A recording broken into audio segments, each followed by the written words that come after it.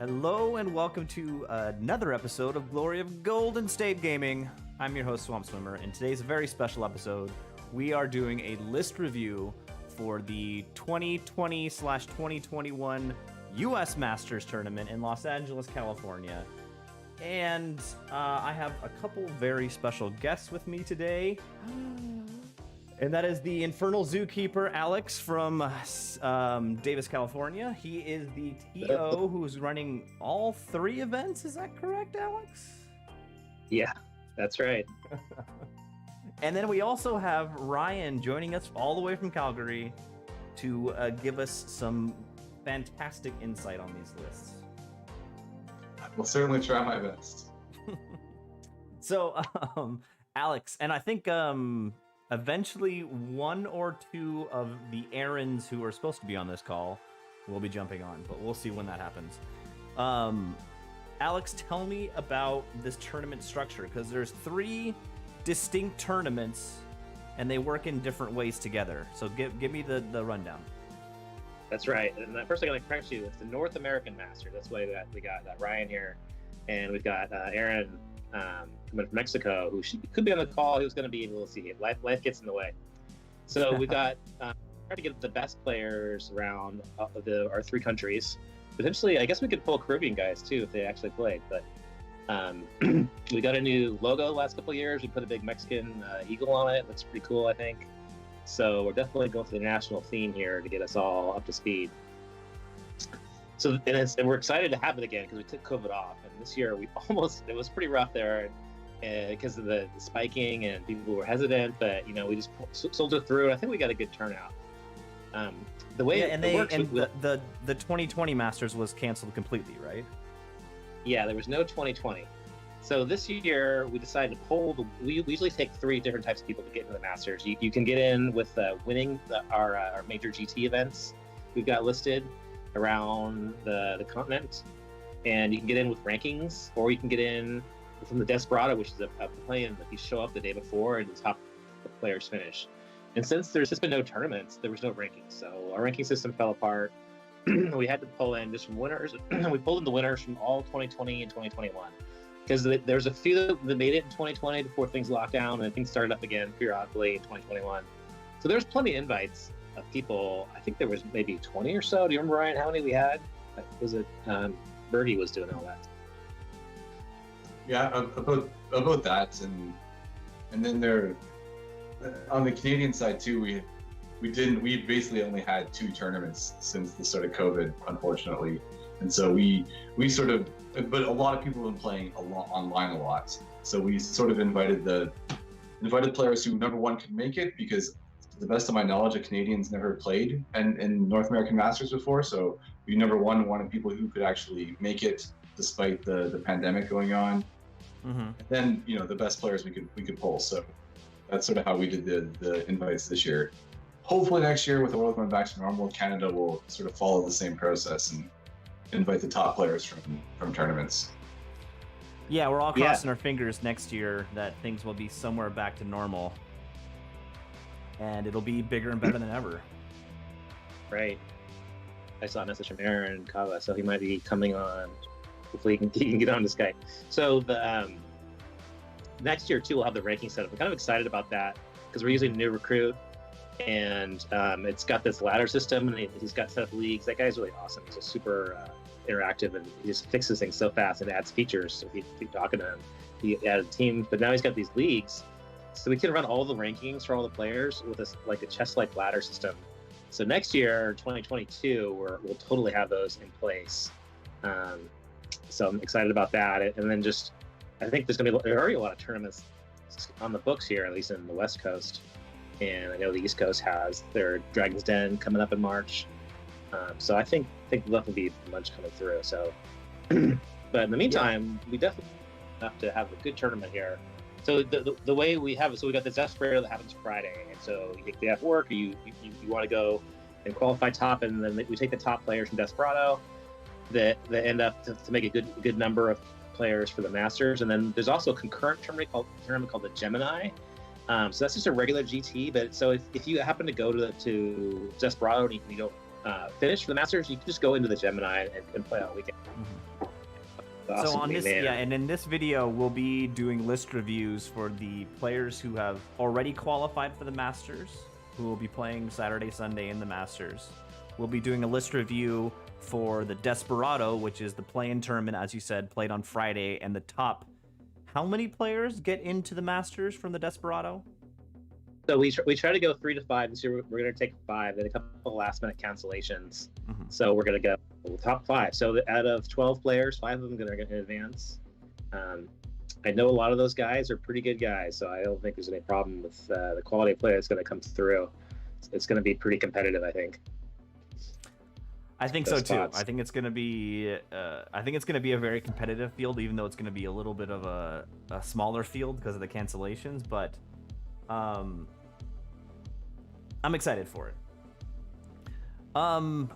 Do you want to jump right into the list reviews? I think we're still waiting for Aaron, both Aarons, to join in. A guest join. Aaron, is that you? Is your audio working? I saw him jump on and then he dropped again, so I don't know. All right, we'll start as he comes on. Go ahead. All right, so the first list we're going to go into are the Desperado lists. This is the 1-day, 3-game on Friday before the Masters play-in tournament. Top 5 players make it into the Masters. And let's just, do you want to do matchups also, or do you just want to go through the list straight? Let's do the matchups. I think it's kind of, I've got them all set up there. You got them right in that spreadsheet, right? Yeah, they should be. This PDF you sent me, the matchups are next to each other, right? Yep. So the first one here, Gary from Sacramento, and he's playing Kiril, who we believe is a Southern California guy. And the common theme, we've got Warriors versus Dreados. So a little bit spoiler warning. There's a fair amount of Warriors list and a fair amount of Dreados list in both tournaments. But Cary is a Sacramento player. I played him a couple times. Great player. He's really tons of fun, and he makes amazing armies visually. He makes really great armies. But let's focus on Cary's list first here. He's got. Oh, looks like Aaron just joined the chat. Hey. I really apologize, guys. How are you? No, you're totally right on fine. time. Don't worry. Just trying to get everything ready for the flight in 2 days. So I really apologize for the delay, but I'm here. Where are you guys at? We just started the first list. Fantastic. So yeah, we Aaron, just wanted to mention that here in Mexico, we're all wondering if we missed out on that. There was just going to be a 4-army tournament. At least you'll have to read 3 or 4 books, so you're good.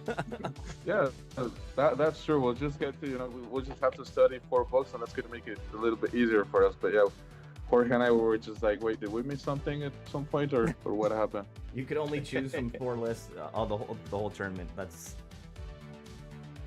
Hey, people bringing the competitive tough list to the Masters, and this is what we get, I guess. Yeah. Yeah, Well, that's correct. updates whether that really is true. Although Warriors are just pretty good or balanced list to take. Be conservative. Okay, I'm gonna go through Cary's list real quick, and then we'll spitball a little bit, and then I'll move on to the next one. But Cary's running Warriors of Chaos. He's got the Chosen Lord on the Wasteland Dragon, the big guy with the Burning Portent. He's the big bad. He's got a Wizard Adept on Alchemy, a Wizard Apprentice on Alchemy. That's interesting. And then he's got 22 Warriors with Wrath and the Zealot's Banner, Warhounds, 5 Chosen Knights of Wrath, 5 Chosen Knights of Pride, and then 2 Forsaken ones. Again, this is a very typical Warriors list, just a hard-hitting. Those 2 huge blocks of Chosen Knights are scary. It reminds me of that Road Warrior movie, the new one, where it's just going to be caravans just running over things. I mean, I think the big thing that makes it different is there's a dragon. You don't see that on the Warriors list very often, and it's pretty darn risky for Warriors who can go. There's definitely safer mounts you can play your Chosen Lord on. So I think like the success of that list is really just going to come down to, does he keep the dragon alive? Does he run into a bunch of cannons? It's interesting. It's definitely sort of a unique take on the Warriors. Yeah, I think, looking at the other lists, I think he made the right choice. The Dragon's gonna be able to roam around and like really pick his matchups in these other lists. So I'm excited to see how Cary does. Yeah, very few cannons, not a lot of divination. So fewer snipes. So there's some Evo snipes, I guess, but A lot of evoke, it seems like. but there's not that brutal UD triple snipe thing they do with the divination Evo. Where they, All right, So so a pretty standard Warriors list, not pretty standard, but a hard-hitting Warriors list is up against Dread Elves. Who is this? What username is this? it's Kiril is the guy's name, I think. Yeah, I think he's from LA, and Yeah, Josh he's an LA Stewart guy. is Yeah. So he's playing Dread Elves. He's got the Selection Officer on a Raptor. With Hero's Heart and Seal the Ninth Fleet. He's got a Temple Exarch on Divination, BSB. He's got 20 Militants, 20 Auxiliaries, 10 Shadow Riders, 20 Spears, 10 Dread Knights, 20 Judicators, 7 Warlock Acolytes, Black Cloaks, 2 Repeater Batteries, and a Hydra. Yeah, this is just like a little bit of everything, right? Yeah, It is. And So I it's think- like your sort of your MSU Dread Elves that's become relatively popular. So it shoots a little bit, or more than a little bit. It's actually deceptively shooty. It's got a cowboy that's pretty killy, but that's also really fast. He's got the warlocks and the dread knights. Yeah, it's a pretty. I guess you're seeing a lot of Dread Elf lists like this these days. Yeah, I agree. Yeah. It's a little light on magic. Like really, he's only got the warlocks. Oh, he doesn't even have a champion there. So really, he's just got the. Wow, you're right. He's just at the Temple Exarch, who's the divination. Is he an apprentice or an adept?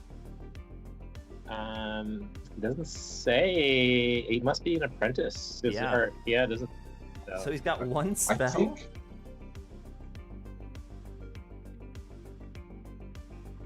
That's surprising. That's really surprising. Just him in for his hereditary.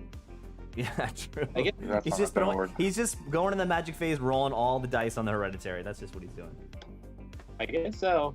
I guess it's pretty cheap to be an apprentice these days. Are you guys running a lot of Dread Elves in Mexico, Aaron? No, actually, we have a couple of players.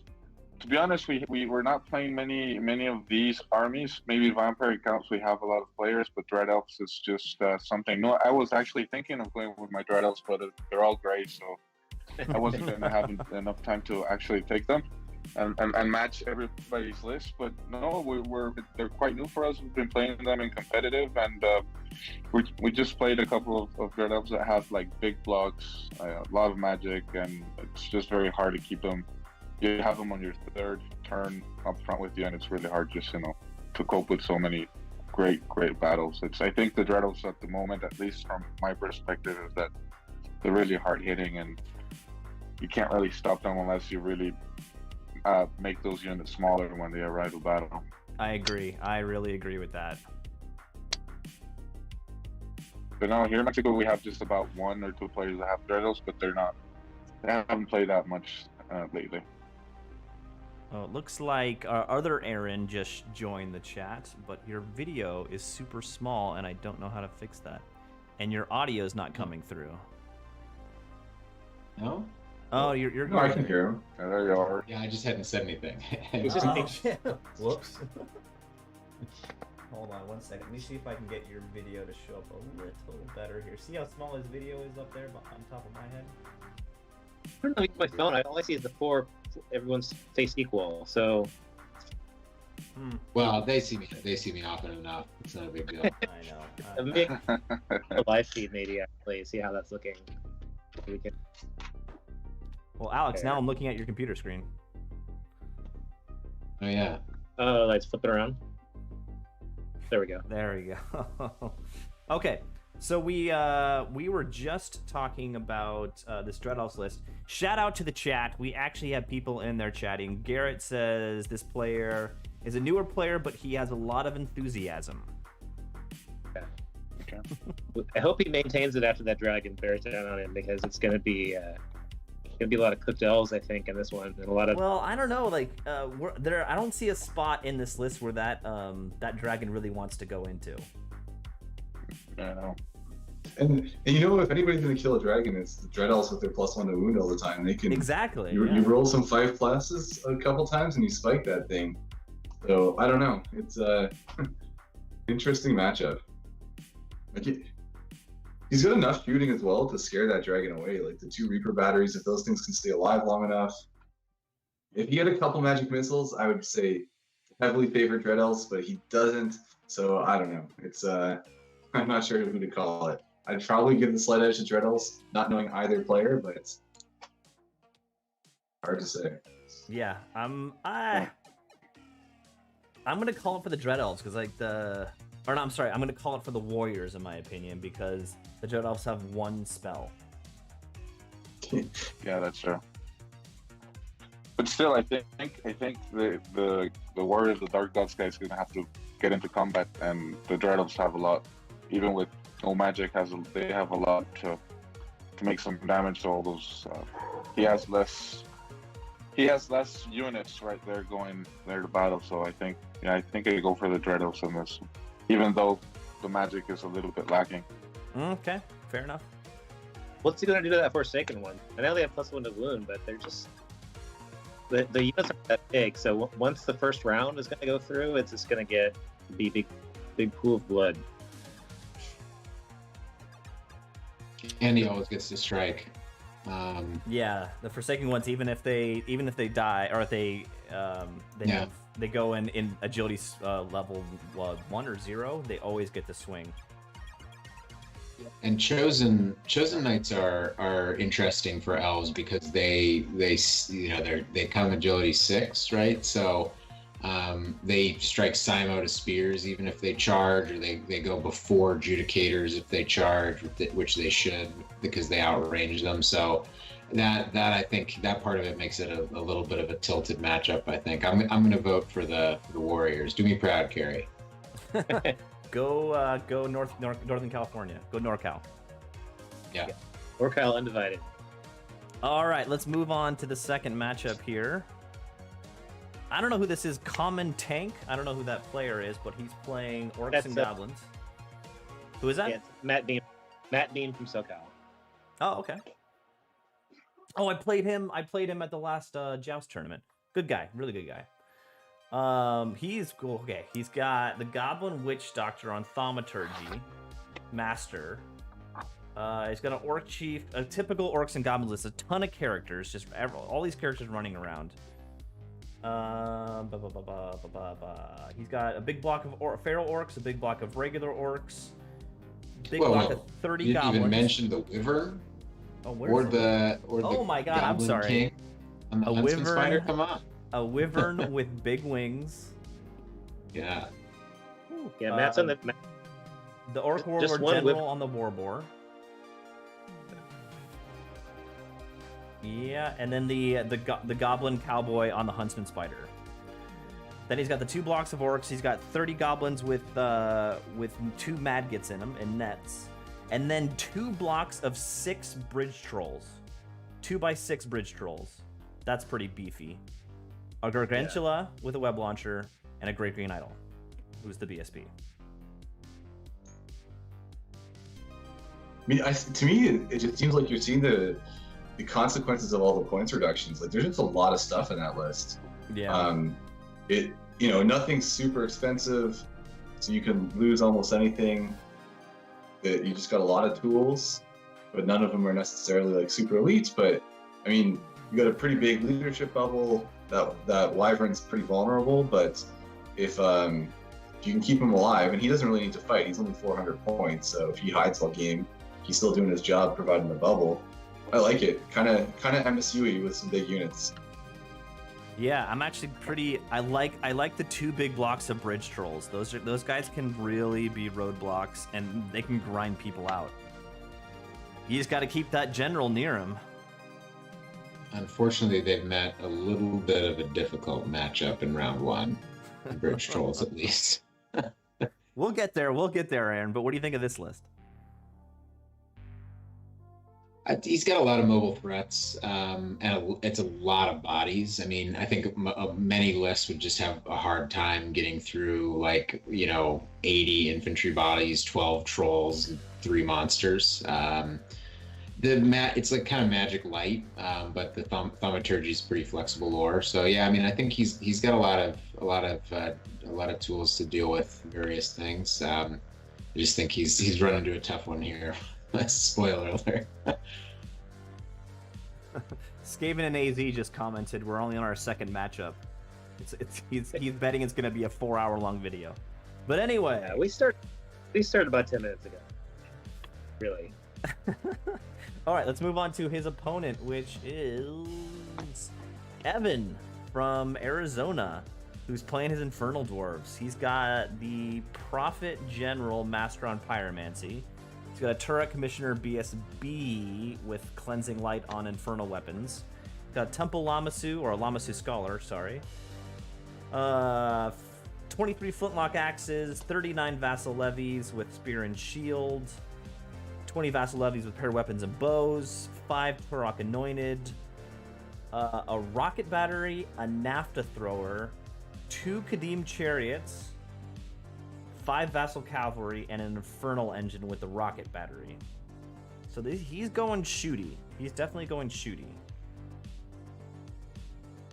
And you're right. This is a lot of flaming shots to go right into those bridge trolls. And rocket batteries. Yeah, I mean... And to keep the Wyvern hiding all game, most likely. Also his alchemy. Yeah, it's tough. Yeah. Oof, yeah. This is a bad matchup for the ONG player, I'm sorry. And Evan's a great player. I've played him a couple times. Yeah, the Naphtha Thrower makes it really tough for those blocks to advance. And yeah, he's got, I like Evan's list. Just on a separate note, I think he's got a few kind of zoning threats with the chariots. He's got the big stubborn anointed block, which I think is really cool. And then a couple of big blocks out of core for scoring and shooting, and a lot of shooting outside of core as well. So yeah, I like the list, definitely. Yeah, I think out of these two, I think Evan really has the edge as far as list choices. I'm voting for Evan, and Evan's a great player too. So I've got to vote for Evan. My vote's for Evan. What about you guys? Yeah, that's the bad matchup, Evan. Yeah, I know Evan plays this list a lot too, so he knows exactly what everything does. I mean, how it performs in all the matchups. So he's got a lot of experience, and I think Matt plays Orcs and Goblins a lot too, but he switches between other armies, I think, sometimes. So yeah, actually, when I played Matt before at the Joust, he was playing Infernal Dwarves, so he knows what's coming at him. So he's preparing for the loss, probably. But Matt, prove us wrong, please. Please prove us wrong. He's got Wrath of God. Anything can happen. That's a good goal for this list. I like the chariots will be interesting. How to deal with those too. I was looking at those myself for my ID list. The Kadim chariots now. Oh yeah, the Kadim chariots. They're super beefy. They're close. They're not as good as, but they're close to a chosen chariot, which are just like, for the points, they're so beefy. Well, they're good for the knight, and Matt has no armor, so the Kadim aren't that great for this particular matchup, but they'll be good later on. These are surrounded warriors. Yeah. All right, let's move on to matchup number 3. Again, a player I am unfamiliar with. His name is back. Took me for a while. It's Mark. It's from New York. There's 3 guys that came out. They're flying out to New York just to play in the Desperado and move on. So that was really cool. Sweet, that's awesome. And we're playing one of them now. So the Desperado rules, there's no club immunity. It says that in the tournament pack, and so these guys just got the luck of the draw where they have to fly out from New York and play. Yeah. They are That's a literally shame. flying 4,000 miles to play each other game 1, round 1.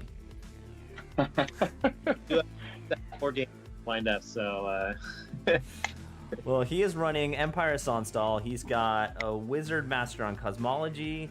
He's got a Master on the Arcane Engine, an Apprentice on Pyromancy. He's got a General Marshal on foot. He's got a Marshal BSB on foot. An Inquisitor, Hammer of Witches on foot. 17 light infantry handguns, 25 heavy infantry, 20 halberdiers, 25 sword and board guys. So that's 4 kind of beefy sized blocks. 30 Imperial Guard with great weapons. 17 Imperial Guard with hand weapon shield. 5 readers, a cannon, a mortar, and 24 flagellants. Everything's on foot. I like it. Yeah. I like it. Yeah. I mean, think this is a weird like board space. I think is kind of a problem with this list because you've got the Flagellants want to go wide, the Imperial Guard with great weapons want to go wide, then you've got 5 wide frontages on top of the light infantry. I feel like if there's any impassable in this guy's deployment zone, it's going to start to get a little bit rough. And I think taking the great weapon guys without the lightning reflexes engine is not great. But it's a lot of bodies. Man, I mean, he has more bodies than the orc. Mm-hmm. that's I picture this giant. Maybe he's gonna stack them up because I think he could do a lot with all those units, and do some fleet traps and baiting and things. He can't line them all up obviously because there's just too many. Yeah. I like Yeah, it's I really think our list that you see that's really working for you. I think because people aren't gonna know exactly what he's planning on doing to them. Yeah. Yeah, I think this is like an Empire Sonstal list that needs to run like an ONG list because it's just got so many bodies on the board. There's no tank. Wait, yeah, that's- and there's no tank. That's weird. there's Look what you can do when you don't pay for a tank. You can take that many 100 bodies. more humans. Yeah. It's interesting. The flagellants are basically the tank, right? They're the unbreakable thing. They just walk up and stick Yeah, I something. mean, yeah, the Flagellants are doing the same thing basically. They're the pinning element. They're gonna pin someone, then you can hopefully flank with another unit. But Yeah. I don't know. I'm not in love with that list, but we'll see. Ian is running the good old Saurian Ancients. He's got the Quaddle on Alchemy, Breaker of Spells, Grasp of the Immortal. He's got a Cayman Ancient. I love Cayman Ancients. He's got 25 Saurian Warriors on Crocodile, 25 Saurian Warriors on Crocodile, 15 Saurian Warriors on Crocodile, 7 Caymans, 4 Ramphidons, Spearback, Taurosaur, Stygiosaur. I think the Alchemy is an interesting choice in this field. I think that Alchemy is not going to help him in the list he's playing against round 1. But the question is, does he have enough attacks to get through all those Empire Sonstal bodies? I think they do. No, the Saurus warriors, I think, and with spears will have no problem facing any of those big units. Yeah. It's just a matter of time, I guess. I don't know if he'll have enough time to get rid of everything, but the Quaddle will just be standing there and watch and give him the BSB and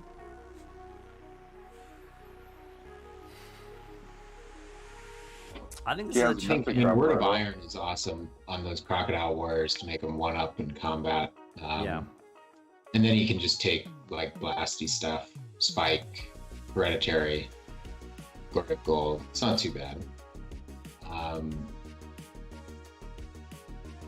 Yeah, this is interesting. I mean, it's going to come down to like 3 huge blocks fighting 3 huge blocks, essentially. and some support But really, pieces. the Empire Sonstal has more than 3 blocks. I really feel like the Saurian Warrior blocks are going to go in, get stuck, and then he's just going to flank with other units. I mean, he does have the Maybe, but Ramphidons. Yeah.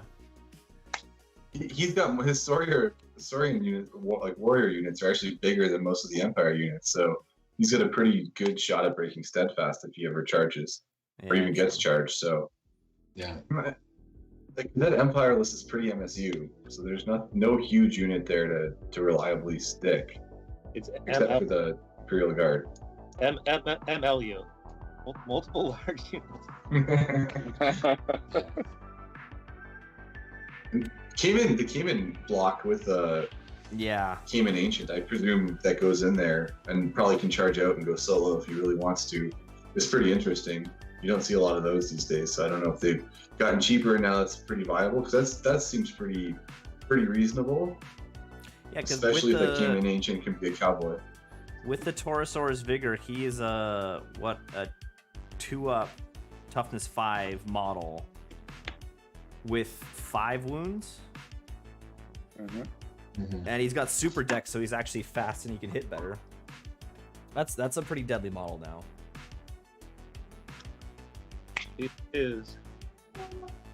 All right, I'm my vote's for the Saurian Ancients. Ian, I think you got it, but it's Saurian Ancients are my true love deep down in my heart. So I'm gonna agree. I agree. Saurians. all right. I'm going.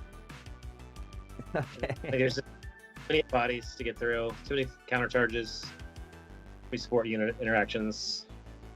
I mean, he does have the Inquisitor. That Inquisitor could step up and just swipe one of those monsters.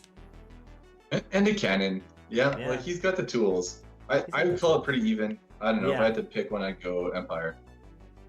Fair enough. Fair enough. Let's move on. Garrett Sorensen, who's currently in the chat, chatting everyone up. Shout out to Garrett. He is running Ogre Cons. He's got the Shamanism Master on Shamanism. Shaman Wizard Master on Shamanism. Whew. He's got the Great Khan General. He's got a Khan BSB with a bunch of stuff. I'm not going to go through all those. 8 Bruisers, 8 Tribesmen, 7 Merc Vets, 3 Merc Vets, 3 Yetis, 2 Saber-Tooth Tigers, and a Frost Mammoth.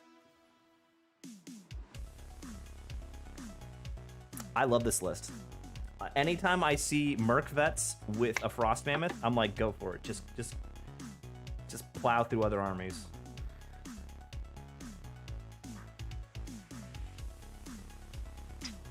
Good synergy there, for sure.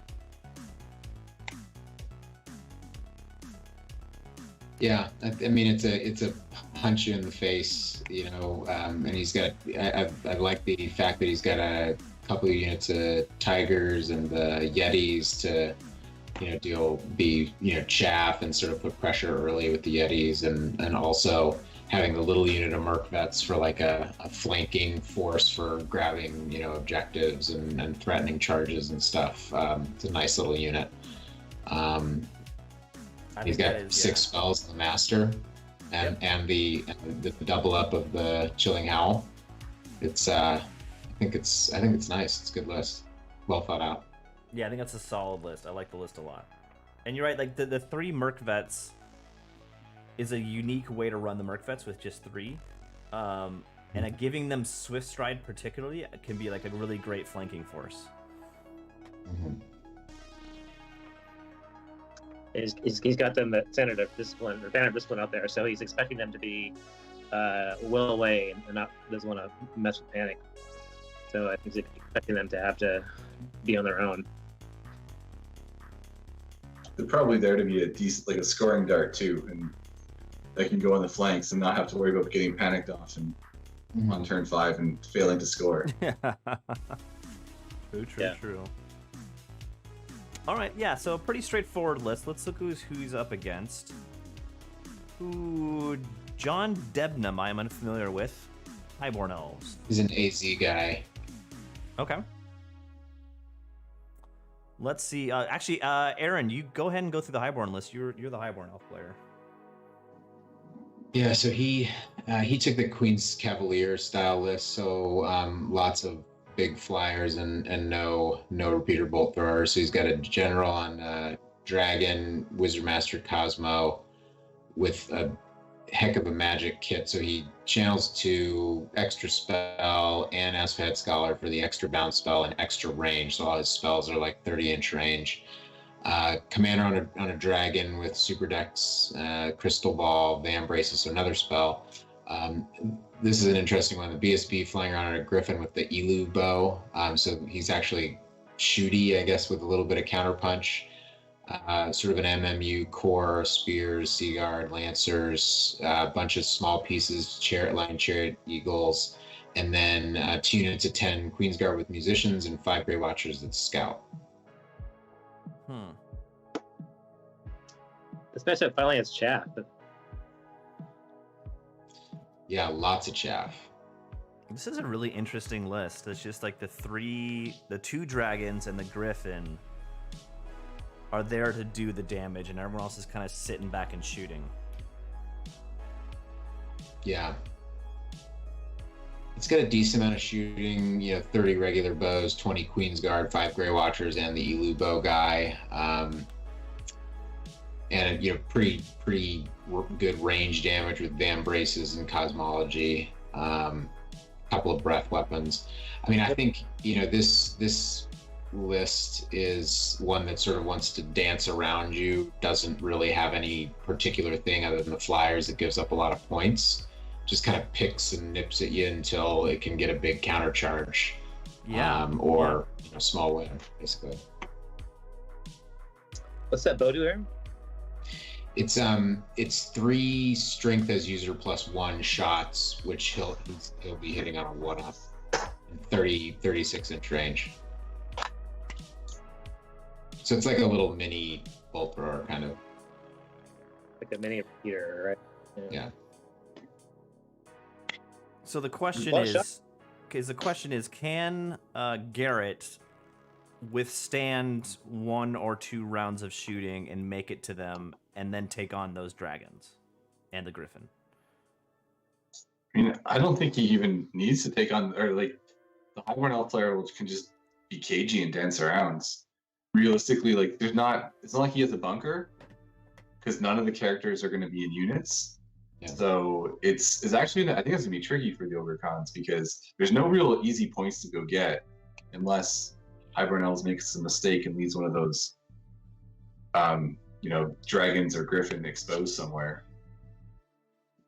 And no, that's a good point. It's an interesting list. Like there's just nothing static anywhere. Yeah. I think he in this matchup, I think he just dances, right, and tries to pick up small points.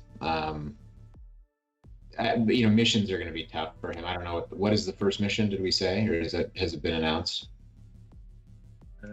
I'll get back to you on that. Okay. We don't know yet.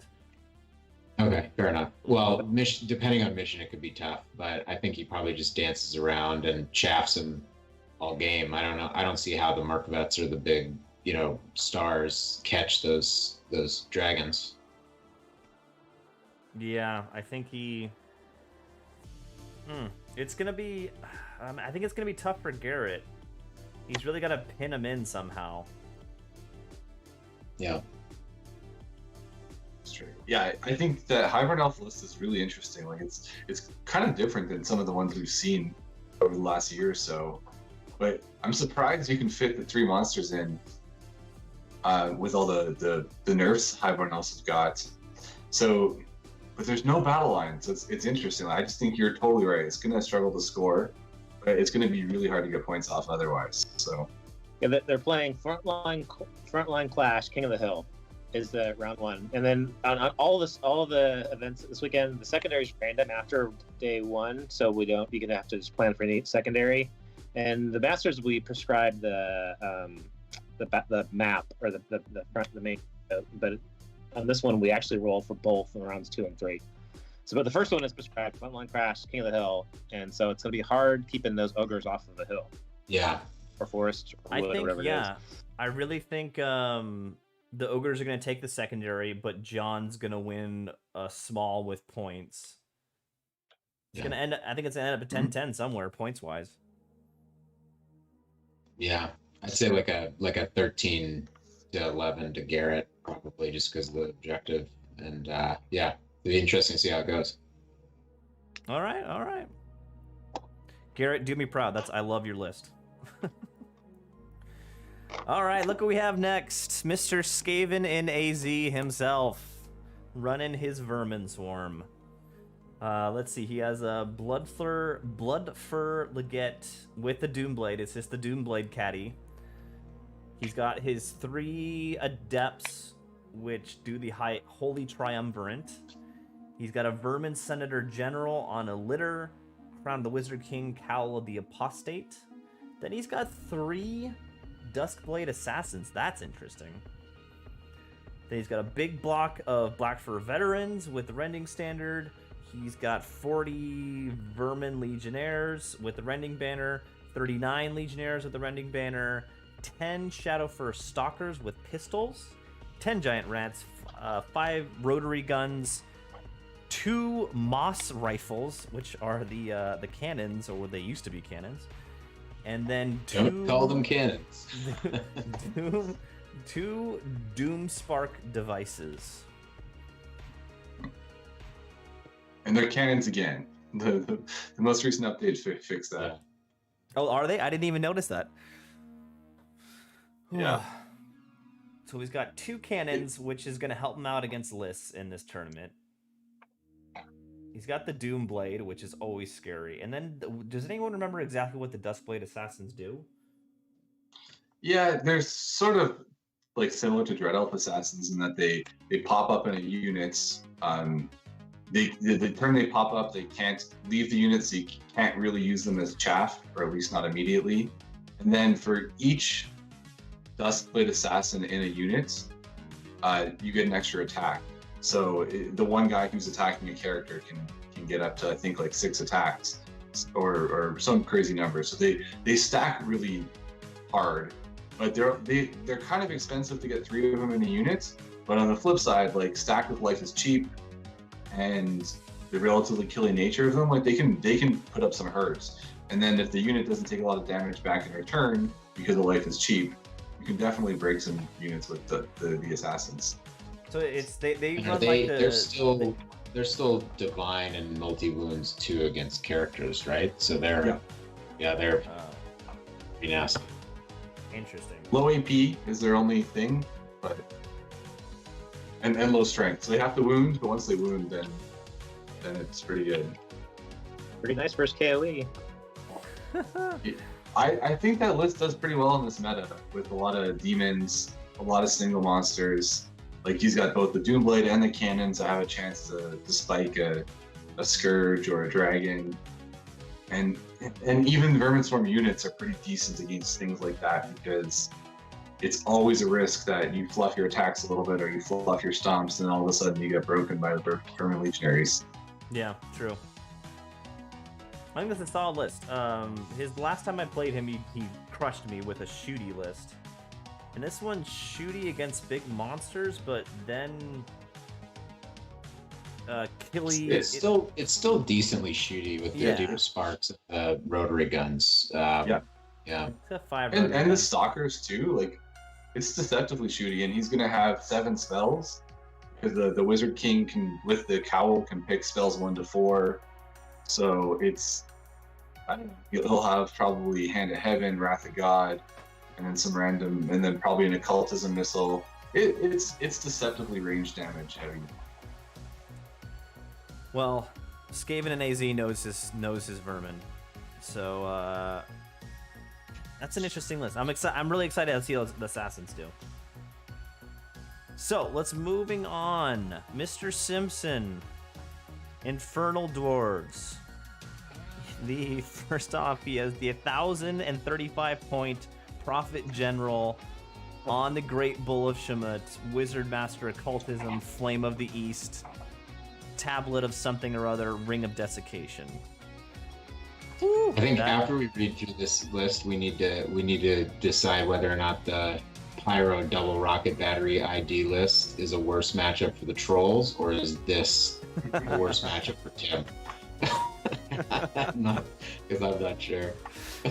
We got a Lamasu Scholar. We've got 25 Infernal Warriors with Blunderbuss, 15 Citadel Guard with Flintlock Axes, 20 Levies with Spear and Shield and Bows, 6 Turoks Anointed with Infernal Weapons, 4 Turok Anointed Paired Weapons, Infernal Bastion, Kadim Titan, Walking Earthquake.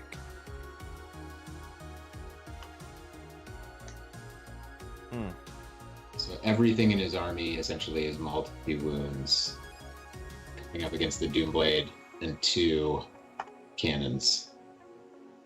And the effect. And no real ability to break steadfast. Yeah. This is scary for Tim. And the Vermin Storm's like biggest weakness is probably Pyro. He didn't take Pyro, so there's not a lot of tools to help rip apart those big bricks. Yeah. I guess maybe the Turok Anointed could slowly churn through him, but even that's not a guarantee. Yeah, they will. It's just the problem is they don't necessarily have a lot of obvious support to help them. Chris is gonna just line up along the back and just blast away for a while, and then pick who he wants to pilot to. Yeah, fair enough. Tim, I'm sorry, I gotta pick Skaven and AZ. He's a great player, and he's got, I think, a good matchup against you. Yeah, rough draw, Tim. It's a fun-looking list, but it's a tough draw. Agreed. Go Vermin Swarm. Go Vermin Swarm. Go Rats. Okay, last. Is this the last matchup? I think this is the last matchup in the Desperado tournament. That's correct. Oh, Ghost Stalker. This is Tim, right? Yeah, Tim. KOE, first KOE list. I love it. We got a Lord on a Phase Steed with a great weapon blast descriptions, Percival's Panoply, Black Knight's Tabard, Sainted, so that's the big bad guy. Then another Lord on a Hippogriff, Bastard Sword with Touch of Greatness, Ghostly Guard, Paladin, Excellence. I think that first character is missing something. Doesn't he have one of the virtues? Anyway, they're both Killy Equitanian Lords, and he's got a Wizard Master on Druidism. He's got a folk hero. He's almost certainly got Valor on that Duke. Yeah. Would be my guess. That build is like copy paste. Folk hero with great weapon, BSB, light armor, Bannerman, Castellan, Justice. I don't know what half those things do, but I love the idea of the folk hero character. I think that's like freaking fantastic. If anyone wants to look in the rulebook real quick and tell me what that folk hero does, I'd love to hear about it. And he's got 70 lowborn levies. 40 lowborn levies, not 70. 6 feudal knights. 20 bows, 9 Knights of the Quest with the Rending Banner, 5 Peg Knights with the Banner of Roland, and then 3 Sky Heralds, which are the new flying mounts, and then a Sacred Reliquary.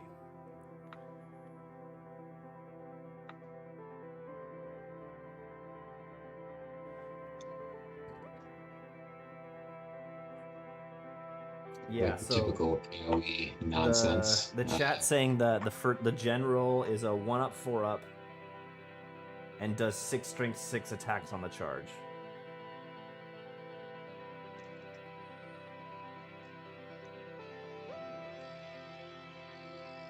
The Phase Steed one? Yeah, I think so. I don't know. It's a killy character. And he's got great weapon. And got the I think he's a 2-up, but yeah. Anyways, it's and I think he's strength 7 on the charge. And then he's got basically 2 knight units, 2 flying units, and then 1 big block with, I'm assuming, the reliquaries going in with the lowborn levies. Yeah. Ryan, you're muted. Oops, sorry, thanks. Yeah, so you end up with like a giant steadfast breaking brick and a lot of flyy stuff and like pretty tanky characters. Like they're not easy to especially the hippogriff with minimize with discipline. It's going to be hard to ever break them or ever kill them because they just have Aegis saves, armor saves.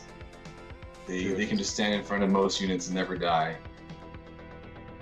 Interesting. And then Okay. occasionally kill a ton of stuff. All right. Fair enough. Let's see who he's playing.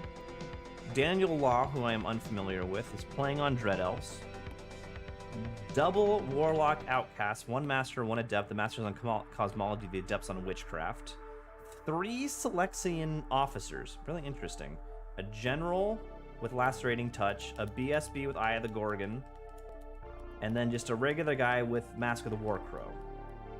25 Spears, 15 Spears, 16 Auxiliaries, 3 Gorgons, 14 Obsidian Guard, 2 times 11 Judicators, Divine Altar, Effigy of Dread, 5 Shadow Riders, and a Raptor Chariot.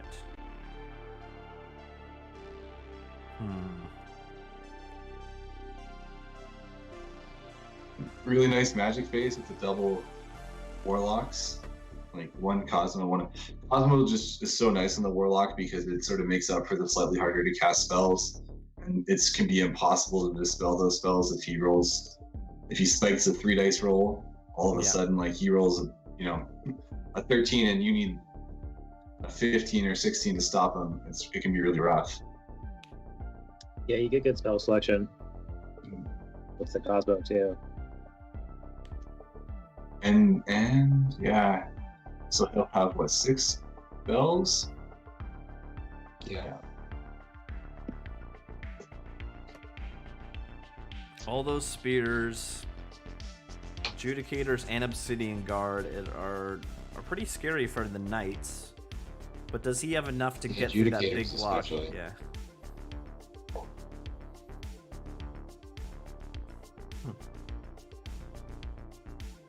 Yeah, I think it's the KOE player is going to have to be careful because I think that there's, like the Judicators and the blocks are not just going to roll over.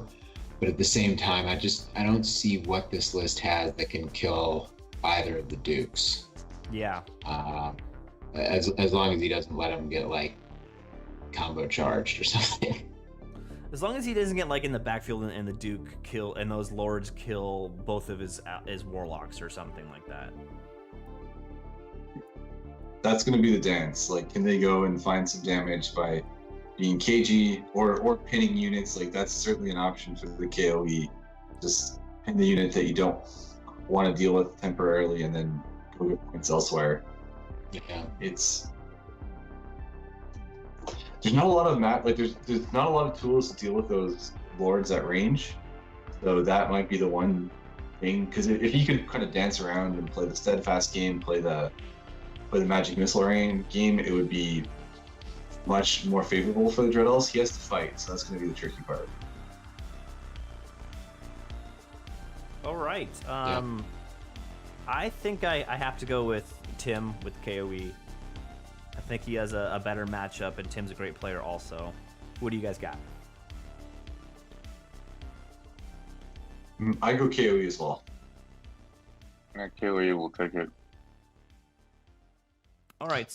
Aaron, Yeah. what'd you say? I'll lean KOE as well. Yeah. Woo, Tim, everyone's voting for you. Don't let down the team. Do not let down the team. So that's all the matchups for the Desperado. I'm not going to say I'm going to choose the 5 players who are going to make it to the Masters, but guys, give me 1 or 2 lists you're like, okay, this is a lock to get into the Masters, to make it through into the weekend tournament. I think... I'm going to go Vermin Swarm. Yeah, sorry, you go first. Ryan, you stole the name right out of my mouth. I agree. I think Skaven and AZ with that Vermin Swarm list is it's pretty strong. I think that's my guarantee into the Masters. Yeah, it's definitely making me regret not taking Vermin Swarm, because I was debating right at the last minute if I went Demons or Vermin Swarm, and Seeing the lists, I feel like the Vermin Storm will generally do pretty well here. Just because there's a lot of monsters, there's a lot of single models. The Vermin Swarm are kind of designed to beat that in general, so I like it. Alex, what do you think? What list do you think? Tim's KOE list, I think, is gonna get out of there for sure. Oh, where'd you go? There you are. What we just talked about. Yeah, I agree. Like that's a pretty solid list. I don't know if Chris can get the 20s all the time with that Scavenge list.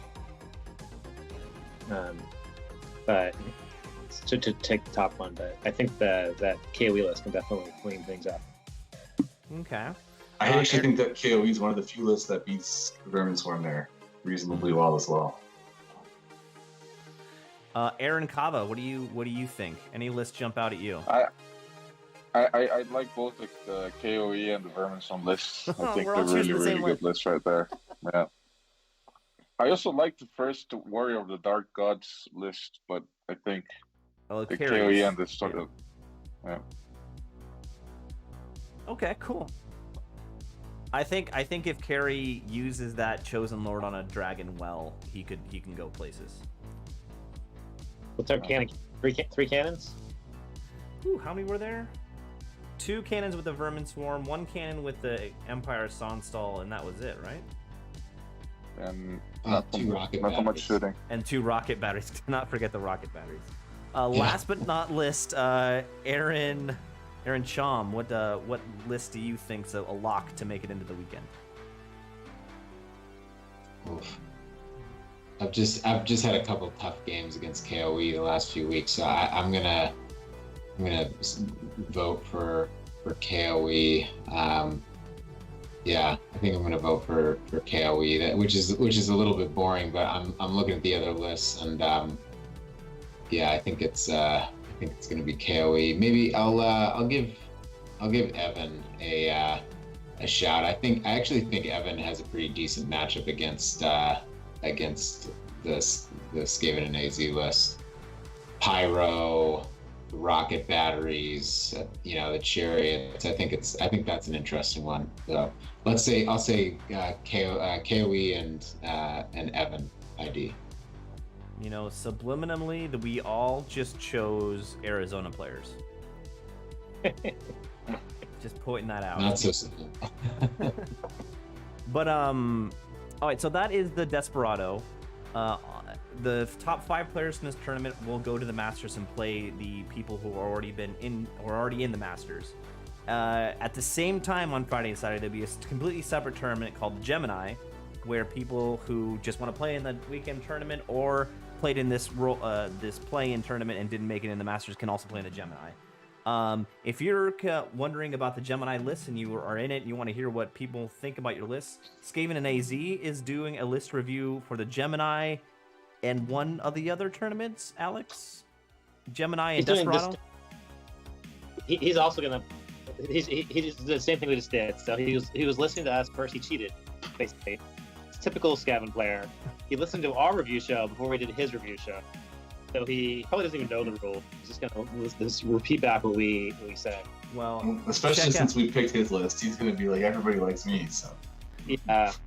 Everyone check out Skaven AZ's list review. He'll have it up. I don't know when. He'll do it soon. But yeah, let's move into the. Go ahead, Ox. Yeah, if you win the Gemini, you get an invite to next year's Masters. It's one of the qualifying GTs. So, and you count the ladder ranking. So yeah, it's just a regular GT tournament. There's a bunch of players in LA that are just going to that because they want to play a tournament, and then they're going to play some of these guys that are going to bounce out of this. So, but also if you come out of that, you're going to be in next year's Masters. So. Wouldn't it be nice to win like the first tournament of the year and just have the rest of the year to do whatever you want, and you're in Masters already? I think that would be a great feeling. I did that like March to War in 2019. I won that, and I was so excited. Man, that was a party. I was buying drinks for everybody that Sunday. But yeah, then I was just like, man, that's great. Then I was just gonna take some fluffy lists for a while. All right, well, let's get into the Masters. And the one right off the top is Mr. Brandon from Arizona again. And I think he got this bid. No, he didn't get this bid. I don't remember where he got the bid. But I played Brandon in the Arizona tournament, and he shellacked me. He's a great player. And this looks like a pretty tough list. He got it from Tides, because Ben couldn't go. Ah, that's what it was. And he was tied with me too. Damn it. So one more point. Brandon, this is I'm giving full credit for giving you this bid to Masters. But he's got a Sentinel General. He's got a Maw of a Khan, the big bad fat Maw. He's got a Harbinger, Wizard Adept on Divination. Let's see. The Maw is an apprentice on Evocation, and the Sentinel is a master on Thaumaturgy. 20 Succubi, a Hope Harvester, Engine of Damnation, 3 Brazen Beasts, 8 Eidolons, 5 Sirens, 5 Sirens. It's a compact list. It's a very compact list. It's a very range-heavy Demon Legion list.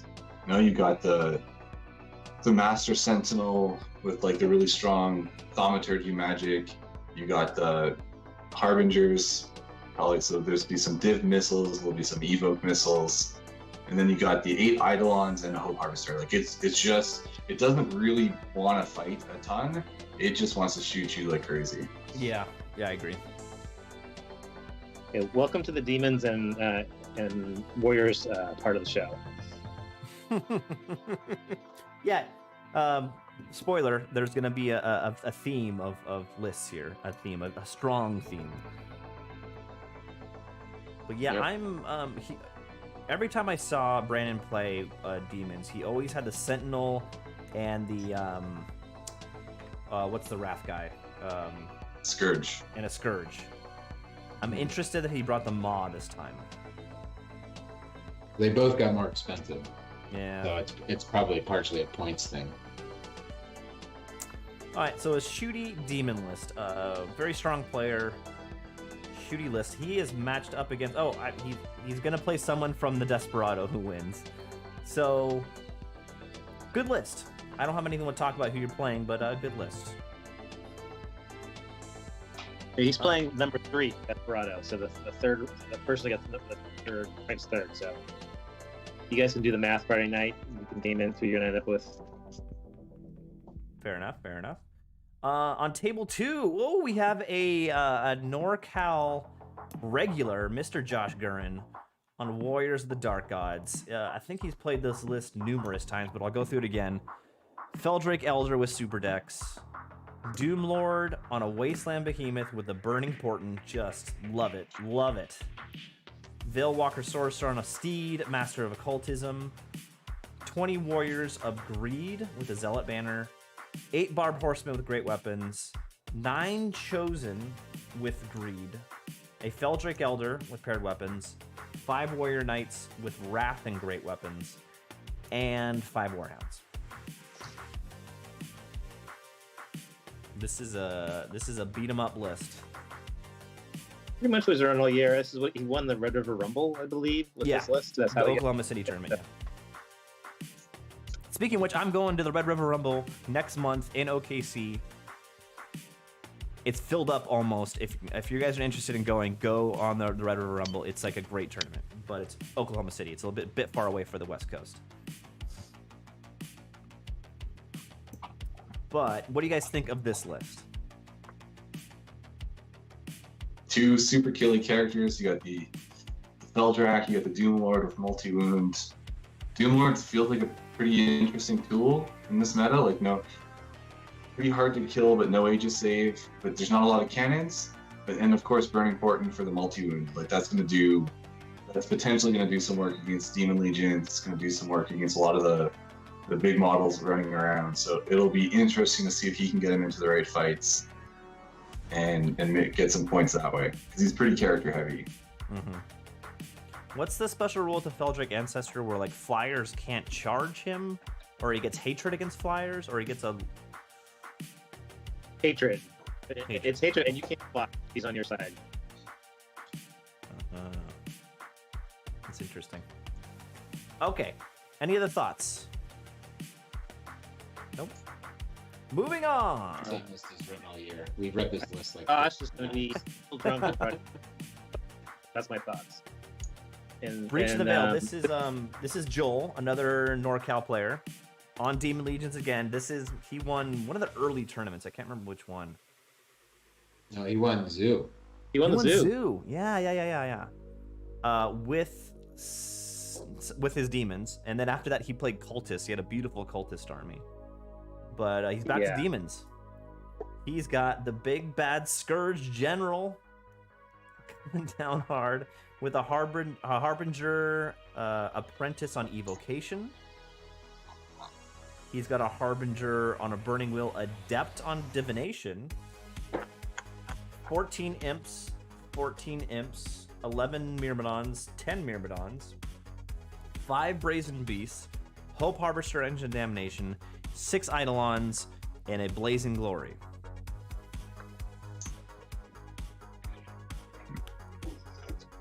I kind of think like setups like this are becoming pretty popular in Demon Legions after like the Wizard Master went up like so heavily in points that you're seeing a lot of Adept, and then Eidolons to sort of bring you your magic spells. So I think it's a pretty big trend in the Demon Legion lists that you're going to see.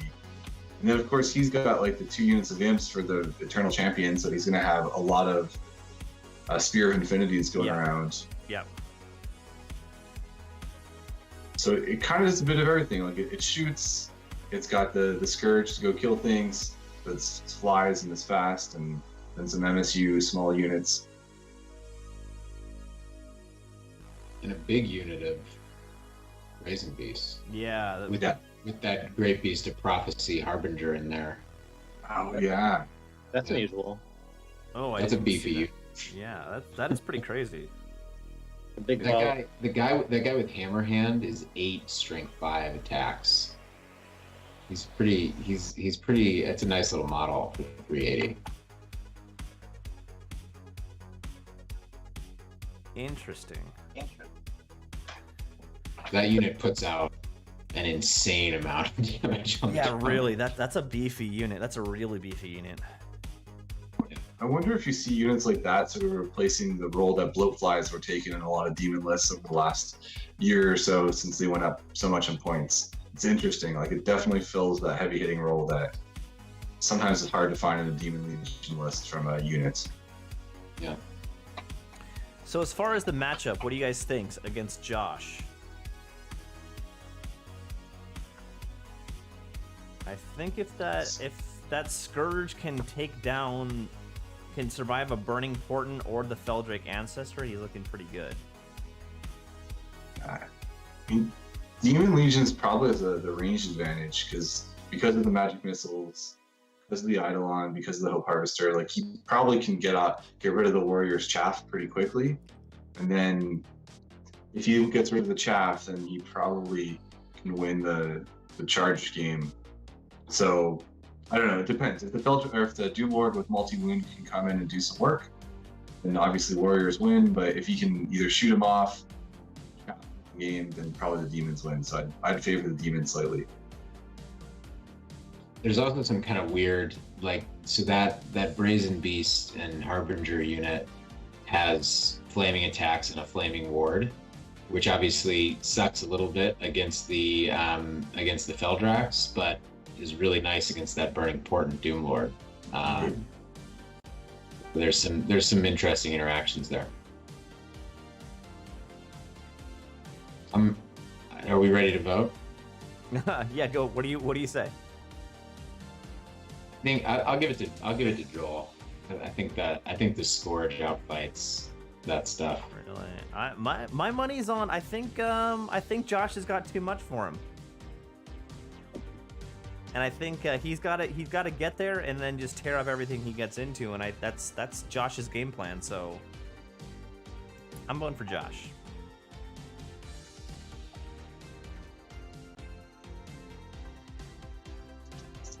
Ryan, what do you think? Demon Legion for me. Oh. Aaron, Kava, what do you think? I also think the Demon Legions. I think the Vandras it's quite tough for for the fellow ancestor. Yeah. And I think he has the highest risk right there. I'm Fair going enough. Josh. I'm going Josh. Yeah, there you go. Go Josh. Go Josh. I think the Scourge is going to be alive, but he can't kill everything. He can't kill the Scourge, but everything else is pretty soft for all of Josh's list. So Yeah, I agree. Josh has just got so much coming at you. He's got to survive some shooting, but yeah. Okay. So 3-2 for the Demons. Table 3, Mr. Micah Pierce, another NorCal player. Warriors of the Dark Gods again. He is playing Sorcerer on a Dais, on a Cultism Master, a Sorcerer on a Dark Chariot, Apprentice Evocation, Doomlord General, Spike Shield, Kingslayer. He's the 1-up rerollable guy. No, he's not 1-up rerollable. 1-up, 5-up. 1-up, 5-up.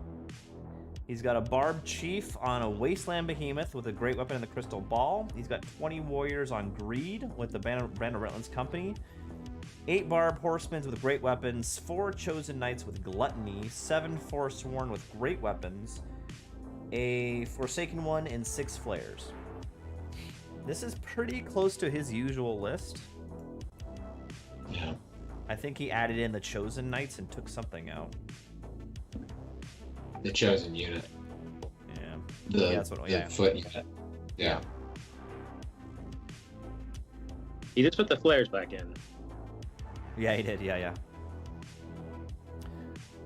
I think this is a very Right. solid, well-rounded list, and he knows how to play it well. I know from experience his magic phase is very strong. It's very hard to stop the damage coming through.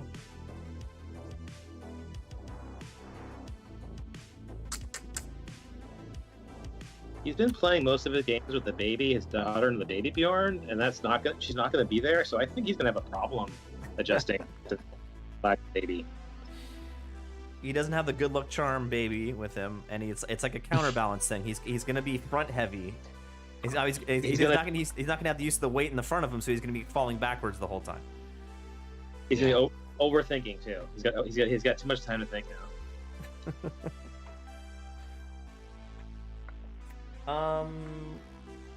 Any thoughts? Any more thoughts on this list, guys?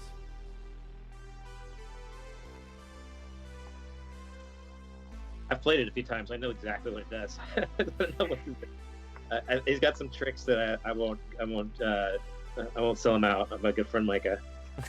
A lot of these guys I play a lot, so I know the list pretty well. Him and Josh's list, but I think it's a solid list, and how do you use it? All right, who is he playing? Oh, look who it is. Jorge himself. Playing his Infernal Dwarves. Aaron, do you want to go over his list? Sure. He's bringing a Prophet with Prophet of Nibiski, Infernal Bastion, and with some Massive Occultism and Flint Axe. He also has the Overlord with General for weapons. He was Hard, Onyx Core, Destiny Scroll, and Obsidian Rock. He's got his Damascus Scholar. He has the Visor with his BSB for his big unit of vassals. He has 20 Infernal Warriors with Blunderbuss, 15 Citadel Guard with Flint and Axe. Then he has 2 big units of vassal levies, one for bows and scoring. And he's heavy on his artillery with Infernal Artillery with Titan Mortars and Fire of Industry. His 5 Vassal Cavalry and his Titan with Walk-in Earthquake. I played him like 6 months ago with this list, and and I think what Jorge's been doing lately, he's been playing this list, and I think he took it also to the tournament, for the group tournament, and he did quite well. He did, yeah. I don't know. Yeah. I think he has his list very well. I think he knows what to do with the list, and I don't know. I all these lists of how you guys are playing are kind of new to me. So, but I think the Titan Mortar has a little bit of. He can start bringing some of those Chosen Knights down with that. With a Strength 8. And what does it do when it What do you hits? guys think? It does -1 movement to the unit or something like that? I was actually just looking at it right now. It's -1 to hit.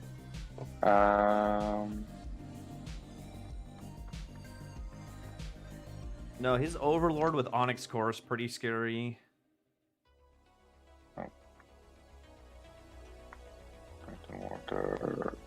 Wait, does the Overlord come with Weapon Master? Because he's got paired weapons with Hero Heart Yes. and Infernal Weapon Onyx Core.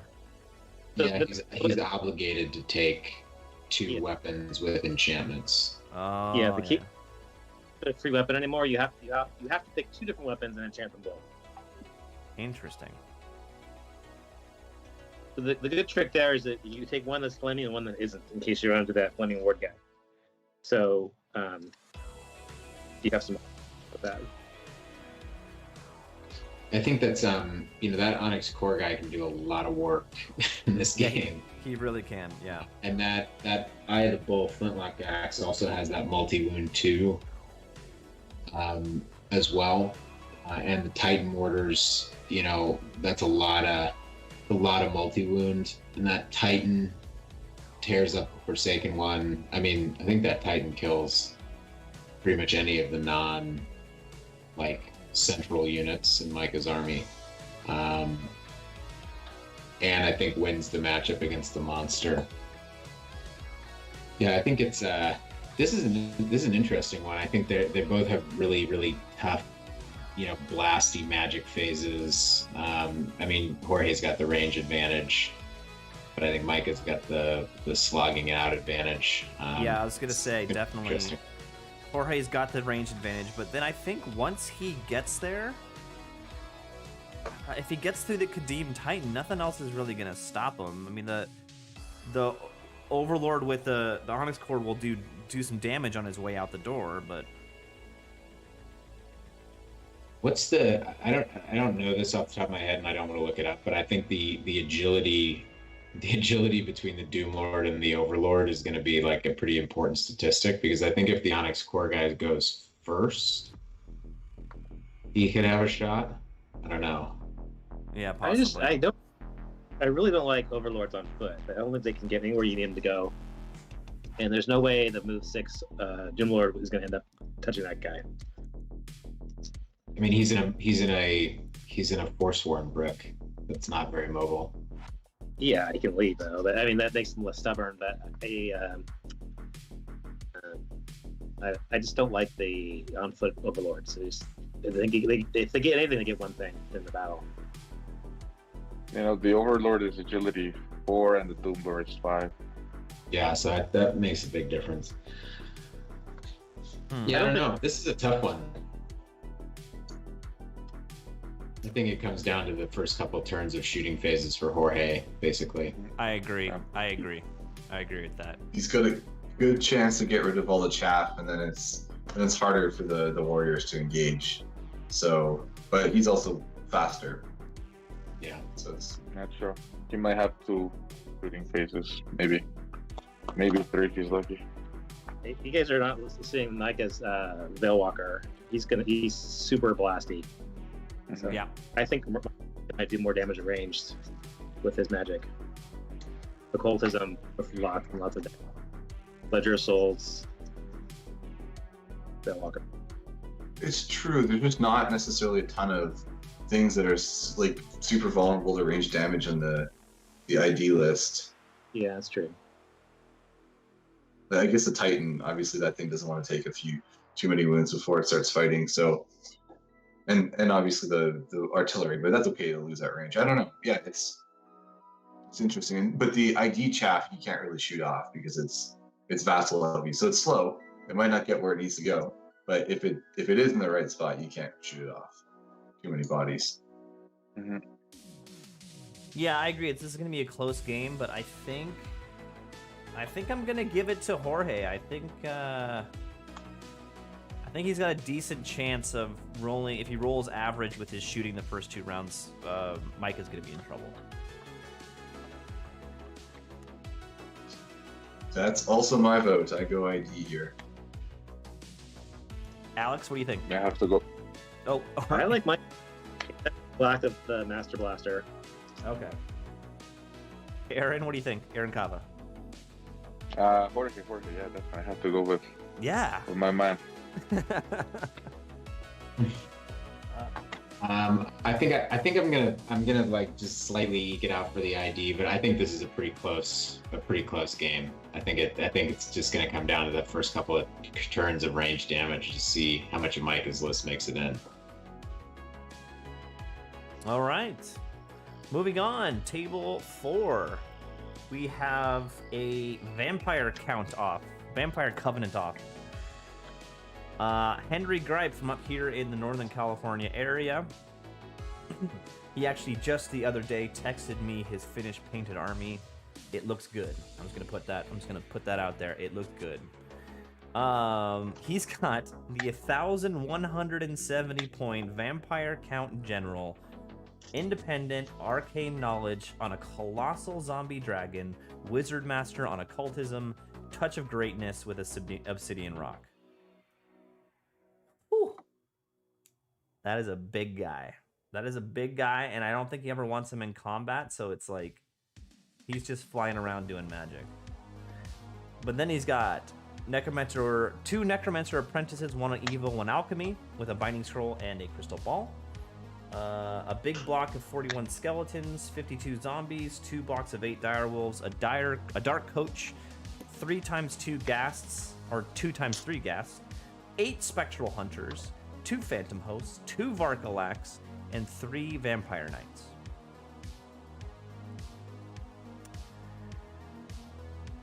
Yeah, so this is very much MSU, beyond the skeleton block and the zombie block. It's very much MSU vampires.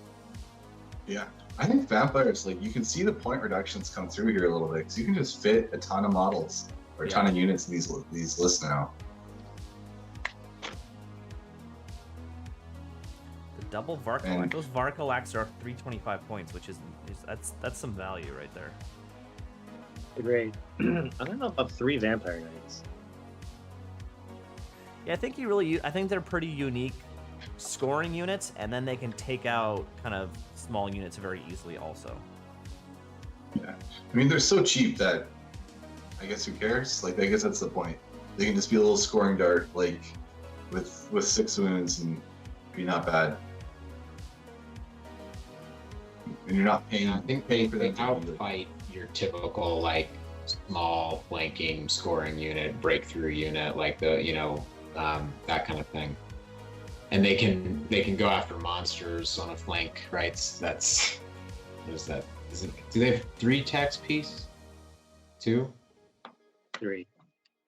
Yeah, I mean it hits pretty well for its footprint, and they have the chance to vampiric back, which makes them kind of sort of self-sufficient. That doesn't heal models though, right? I think it does. They can bring them back with that. No, but they have 2 wounds each, so they can. Yeah. They only lose. Exactly. There's just 3 of them, so 1 dies, and it's a lot different. Yeah. Yeah. They're gonna be far away from. I mean, the bigger thing too is just like the dragon. I suppose that dragon's probably never gonna die. It's, it can heal. It's got a lot of wounds, but there's a lot riding on that dragon. Yeah, actually, it's funny you mentioned that. Someone in the chat, RH World Building, who plays D&D with me on this channel, he just said at the end of the review we should see what the most expensive character was, and I think this vampire count takes the cake with 1,170 points. He's it's interesting because he's really good. He's gonna be shooting magic. He's gonna be flying around, and he has a lot of points, but he's also a lot of points that's hard to get. He's a point sink, right? Yeah. This is for sure. And also giving out the March bubble, which is really important for vamps. So I think as long as you play conservative with him and don't throw him into fights that are a little swingy, he'll probably never die, unless divination and cannons. But you just got to be careful with him, because if he dies, bad things happen. Yeah. And he's got like 5 or 6 different units that are, well, maybe like 7 or 8 if you add the necromancers that are all chaff price, right? So it's just going to be really hard to slog through, all of that to get to that count. Yeah, I agree. I think and Henry's a really great player. So I'm excited to see how he does. But he's up against I think one of the few ETC players at the tournament. This is Chris Mintz, who's a really great player. But he's playing VC also. He's got a Vampire Courtier Nosferatu Master on Evocation with a Crystal Ball. Another Courtier General Nosferatu also. Apprentice on Occultism with a Binding Scroll, Crown of Autocracy. He's got a Barrow King BSB with Hero's Heart. He's got 3 Banshees, 35 Ghouls, 40 Skeletons, 8 Direwolves, 20 Zombies, 9 Wraiths, 4 Winged Reapers, and 2 Varkalax. So it's not quite a mirror, but both armies have 2 Varkalax. Both units have 2 units of Ethereal.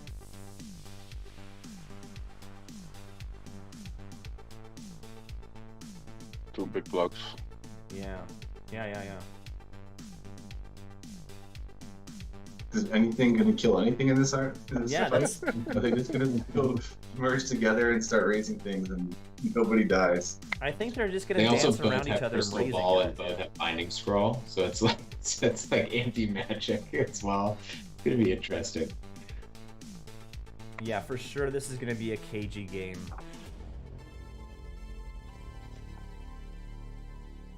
Oh, We man. don't know the objective for this one yet. I guess I don't know if it matters so much. We do. I'll be up here.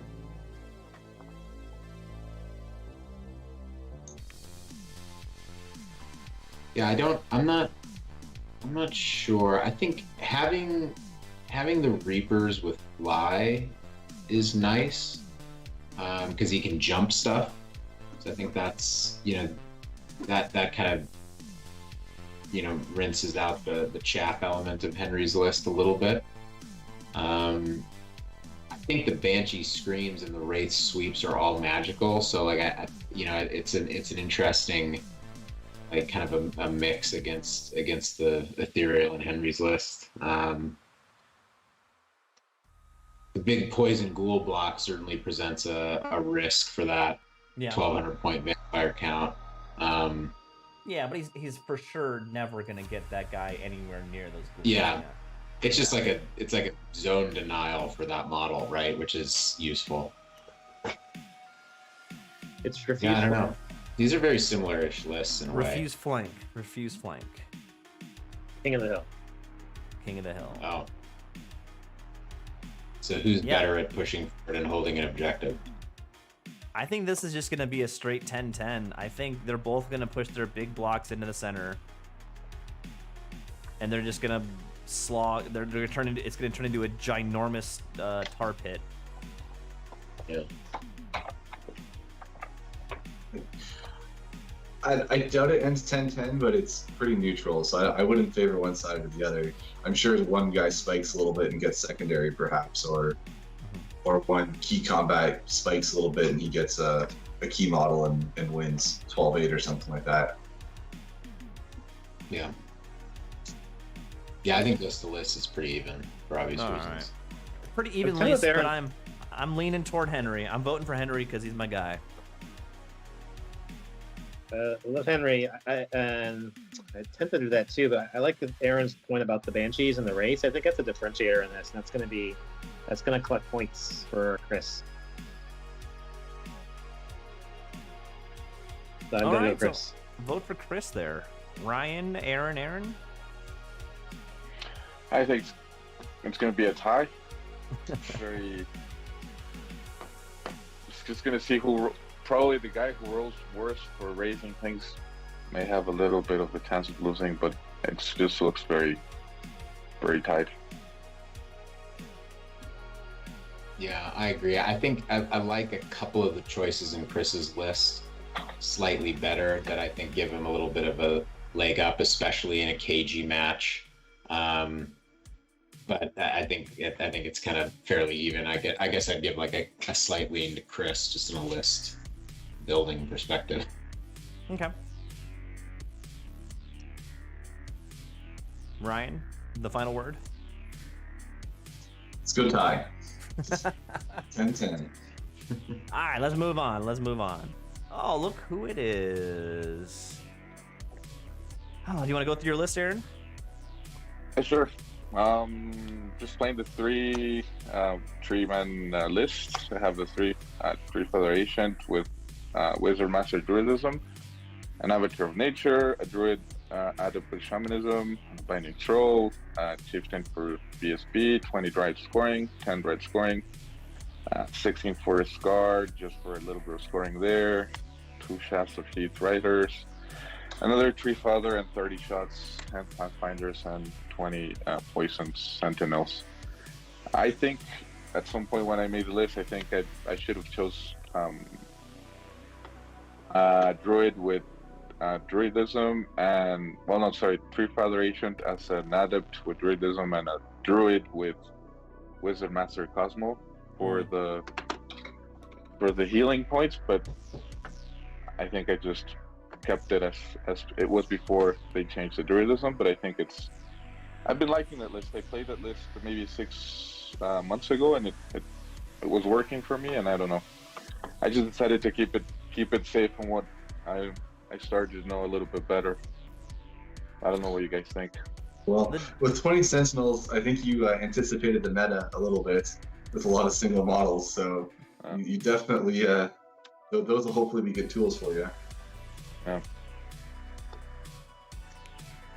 Yeah, it'll be funny if you end up against Henry, what that colossal zombie dragon will do to hide from 20, 30 inch range poison shots. Do you struggle with scoring? Because those are the non-scoring Heath Riders, right? Yeah, correct. Yeah, I do struggle a little bit. I just have 3 potential units with scoring. Yeah. That's a little bit of on the downside. I like the two Treeman characters, the Tree Father characters. They're pretty strong. Yeah. They work. They're good for containing. I try to play them, the 3 of them together, sometimes 2 together, and one just hanging on the other side of the board or helping. But yeah, the Druidism nerf definitely hurt this list a lot. Yeah. Which is a shame. Yeah. Yeah. I mean, I like it. It's got a lot of range damage output. That Avatar of Nature is no joke. With strength 7, he can fight a lot of the big baddies, especially with the Druidism to back him up. I think the one that's tough is the scoring matchups for you. I think are going to be tough. But yeah, otherwise I like the list. Yeah. Avatars are so cheap these days. Like at one point, weren't they about 700 points? Like, that's crazy that you can get that much punch for that price. Yeah. Agree. That's very cheap. Yeah. I like the list a lot. I think it's great. But you are facing a Mr. Neil Hamilton from the Michigan area on the Dread Elves. He's running double Warlock Outcasts, 1 a Master on Witchcraft, 1 an Adept on Evocation, a Selixian Officer General with Mask of the Warcrow and Seal of the Ninth Fleet, 1 a Silent Assassin, 35 Spears, 10 Corsairs, 15 Auxiliaries, 3 Gorgons, 2 times 10 Obsidian Guard, a Divine Altar, Effigy of Dread, 10 Judicators, 5 Shadow Riders, 2 Raptor Chariots, and a Mist Leviathan. This is a great list. I played Neil a couple times with this list, and he does really well with it. I think this is a very strong list, and he uses the strength of the Dread Elves really well, which is MSU, basically. The one thing Dread Elves don't like is shooting and range damage. So it's an interesting matchup because it partly comes down to how intact the Dread Elves can come into the fight. Yeah. But they got a lot of anti-ranged tools though. Witchcraft. The Mist Leviathan. he's got several things that really help that out.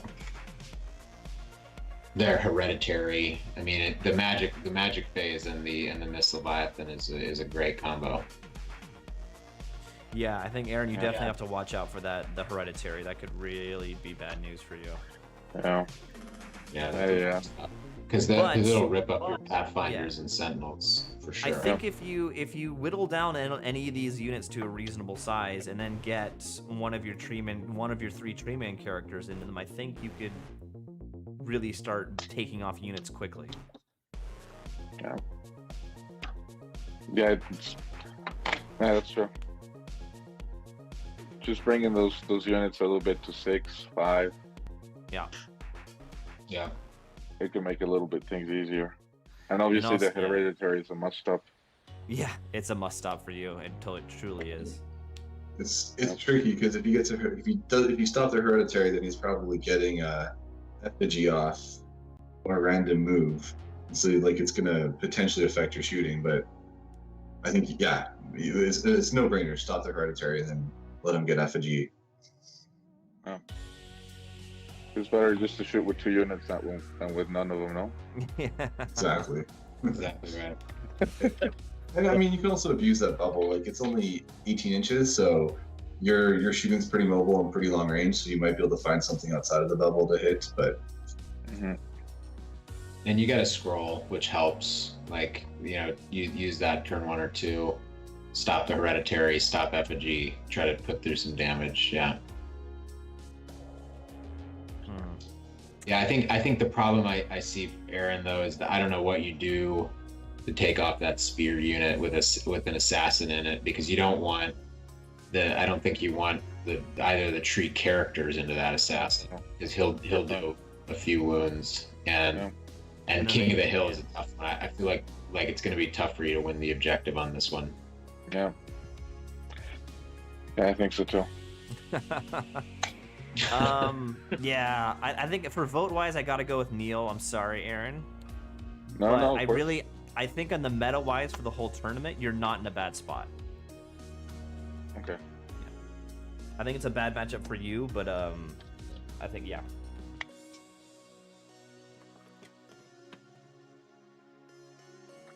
Yeah, I think I'm gonna give it to Neil, but I think, Aaron, if you play it smart, you could potentially get kind of like a smallish, points win and an objective loss for like a kind of a tie-ish game. I think that would be a pretty good outcome. You can take up a lot of points from his list with all the range you have.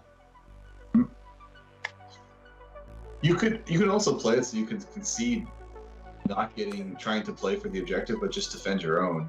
So I don't know. I think I'd give someone else a slight edge, just because Dreadels don't like to get shot. So let's see what happens. All right, I love it. Go, Thanks, Aaron. Ryan. Alex, what do you think? I like the Wood Elves too. I think he's going to get shut up. The big problem, I think, actually those chariots are kind of a problem, because you're going to be so busy just shooting up the other things that those chariots are going to sneak up on you. Yeah. The Raptor. They can put some damage through a tree for sure. A Raptor chariot and a tree is bad, or anything really, and you don't have a lot of. You have some chaff, but you only have 2 the Heat Rider. So, and then they're going to be busy trying to shoot things. They're not going to want to stand in front of anything. Yeah. If you're listed a unit of 20 just core archers, I'd like it a lot more. It's like I just feel like an extra 20 shots would be really helpful here. Yeah. Of less quality, but just volume. Yeah. He doesn't have much counter, though, so I don't think he's going to be able to take you out that much. He's got to walk out. So I think you can just start clutching points, and I think. Mm-hmm. All right, moving on to the next matchup. Jeff Durham. Oh, the big guy himself. He's running his warriors. Chosen Lord General on a dais. With Shieldbreaker, Talisman of Shielding, Immortal Gauntlets, Gluttony, Dark Prelate. He's got a Sorcerer on a Black Steed, Master on Occultism. He's got a Sorcerer, Master on Evocation on foot. 27 Warriors with Banner of Speed, 2x8 Warhounds, 2 times 5 Feldrakes with paired weapons and Banner of Discipline. And then 8 Warrior Knights with Pride and Lances. Jeff and those failed. Yeah, this is Jeff's like go-to list. He's played this a lot. He does very well with it. You can see he's been burned a few times with his Feldrax, either panicking off the table or failing to rallies. I think they do well with Banner of Discipline, because it means they can run up the flanks and not have to worry. Yeah, they don't need to be babysat at all, you know? Yep. Yeah, these are just big beefy units. 1, 2, 3, 4 big beefy units, 2 pieces of chaff, and some pretty beefy characters in that Warriors unit. Yeah, it's interesting. Like, this is sort of like the Warriors list that you would have seen from the last year and a half, even though it got nerfed. Like the Feldrax are definitely more expensive than they used to be. So it's kind of the same list that's proven to be really good, just slightly worse because it's got fewer points to play with, but it still has a lot of bodies. I like the big block unmarked warriors. That's the way to go, I think. We just get we get more bodies instead of wasting marks. Oh, wait, hold on, guys. Keep talking about yourself. Okay. 8 Warrior Knights is kind of interesting too. It's a big block of those guys with the lance and the pride. So they're gonna just keep. They're gonna be, with their 1-up save, and hopefully he's trying to pin things down with that. I'm not sure if I've ever seen 8 Warrior Knights with pride before. I don't. Oh, no, so pride. That means they can't flee. Sorry, I was thinking lust. Never mind. Okay, that makes more sense. It's the extra minimized roll for leadership type. Oh, so he's been really burned. Failing the social checks. I see it now. I think he's just trying to stick in combat. Gonna put them in something that they might not go through in one turn, and then they're gonna stay there while the Feldrakes sneak up on you, beat on you. Yeah, that's true. Yeah. And the Feldrakes Yeah, are he's also got the double Wizard Master, so this kind of hitty list, you'd sort of want to stand off from it, but then he's got the Cultism and Evocation Masters to put through some range damage on you. This whole list is like, how dare you raise the points on my unit? I don't care. Just go ahead. 10 more points. 10 more Exactly. Points. More masters. I take 3 masters if I could. All right. They're good. That's why you want the points. They're still good. All right, let's move on to his opponent, which is Josh Stewart from LA. He plays Dread Elves all the time, and he's a great player. He's got Dreadpinch General on a Raptor Chariot with Pride of Gardakos. He's got a Prince on another Raptor Chariot with Transcendence. Warlock Outcast Master in Cosmology. A Selixian Officer BSB with Mastery of Slaughter on a Spear. And he's got 35 spears, 15 auxiliaries, 3 Gorgons, 7 Acolytes, 5 Dread Knights, 3 Thunder Pack, which is interesting, and 5 Harpies.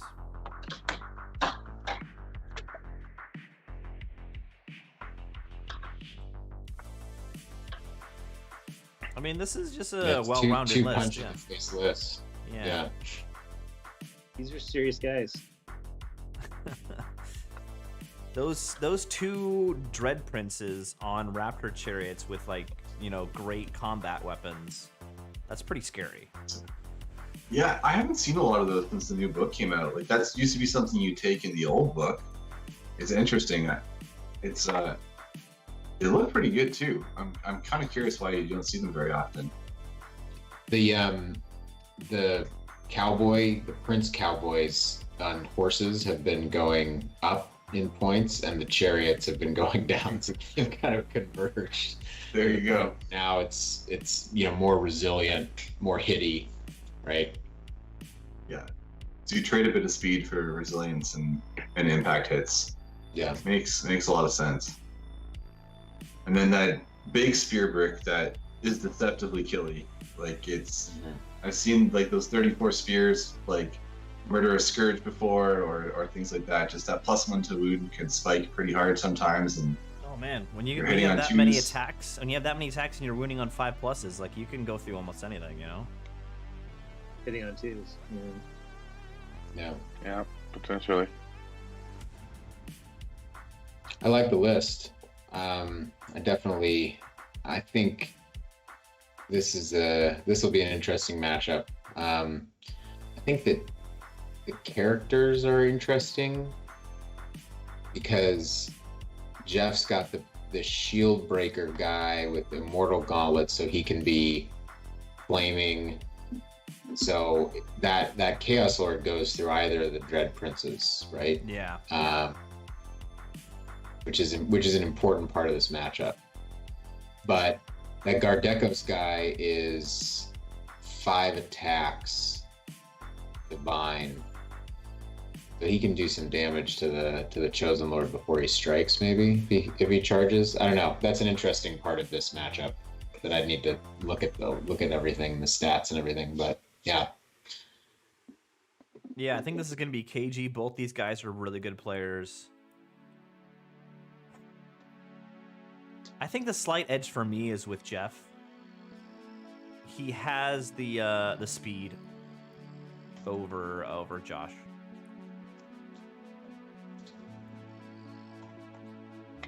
It will be hard for those turrets to charge. Yeah. And I do like occultism and evoke in this matchup versus Cosmo. I think the Warriors magic phase is a little bit better between these two in this battle. Yeah, like Cosmo's great on a Warlock, maybe, and it's still fine here, but it's not as strong as occultism evoke, I think. Especially to make some damage to the Warriors.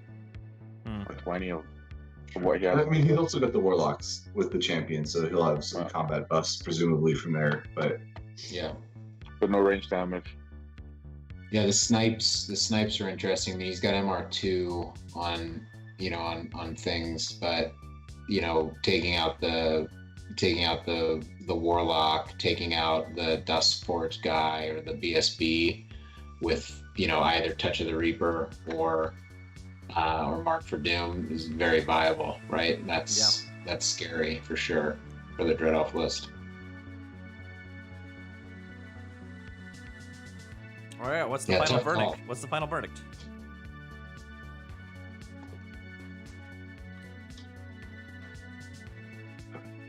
I don't know. It's hard to say. I guess if I had to pick, I'd probably go Warriors. Yeah. Alex, what's your opinion? Yeah, Jeff. I'm high on Elf Princes these days. I'm gonna go with Elves. Ooh. They do a lot of lifting. Aaron, you said Jeff? Yeah, I think Jeff, yeah, definitely. He has the speed and he has the stronger magic base, I think. Aaron, Sean, did you put in your vote yet? I kind of, as I've been thinking about it more, my opinion has changed. I'm kind of not sure. I think this is gonna, I think the lists are actually fairly evenly matched, maybe with a slight advantage to Jeff for the reasons we just talked about. But Josh has a lot of kind of mobile, hitty flanking units that can tilt the balance. So I think it's going to be a skill match at the end of the day, which is what you'd want in the Masters. Yeah, exactly. So I think now that I've thought about the builds a little bit, I worry. I think Jeff's got the upper hand of the objective because I think he can't put the princes into the warrior unit with the Chosen Lord because the Chosen Lord just kills them both. So I think I'm going to go to Jeff with a small win. All right, fair enough. Staff, so votes Jeff 3-2. Let's go to page 2 here. His list, no one's been talking about what the Gorgons are up to. Oh. What do you guys think about I mean, yeah, they're really good, and they're almost chaff price. They're, they can be chaffed. At $3.95, you don't really want to chaff them, but they're move 14. On the charge, they're pretty angry. They're a good little unit. Fair You enough. can even just charge them into something pin, and then basically, after they don't charge, they're not maybe quite as good, but they can pin a unit for quite a while because they're just a kernel. Moving on. Ooh, hold on here. Whoa, no. Hold on, guys. Sorry about this. There we go. All right. Table 7. I don't know who Toots is, but I like his name. This is James, one of the two Canadians. Well, he's actually technically not Canadian, but he lives in Canada, so he's coming to represent Canada in this tournament. You want to go through his list?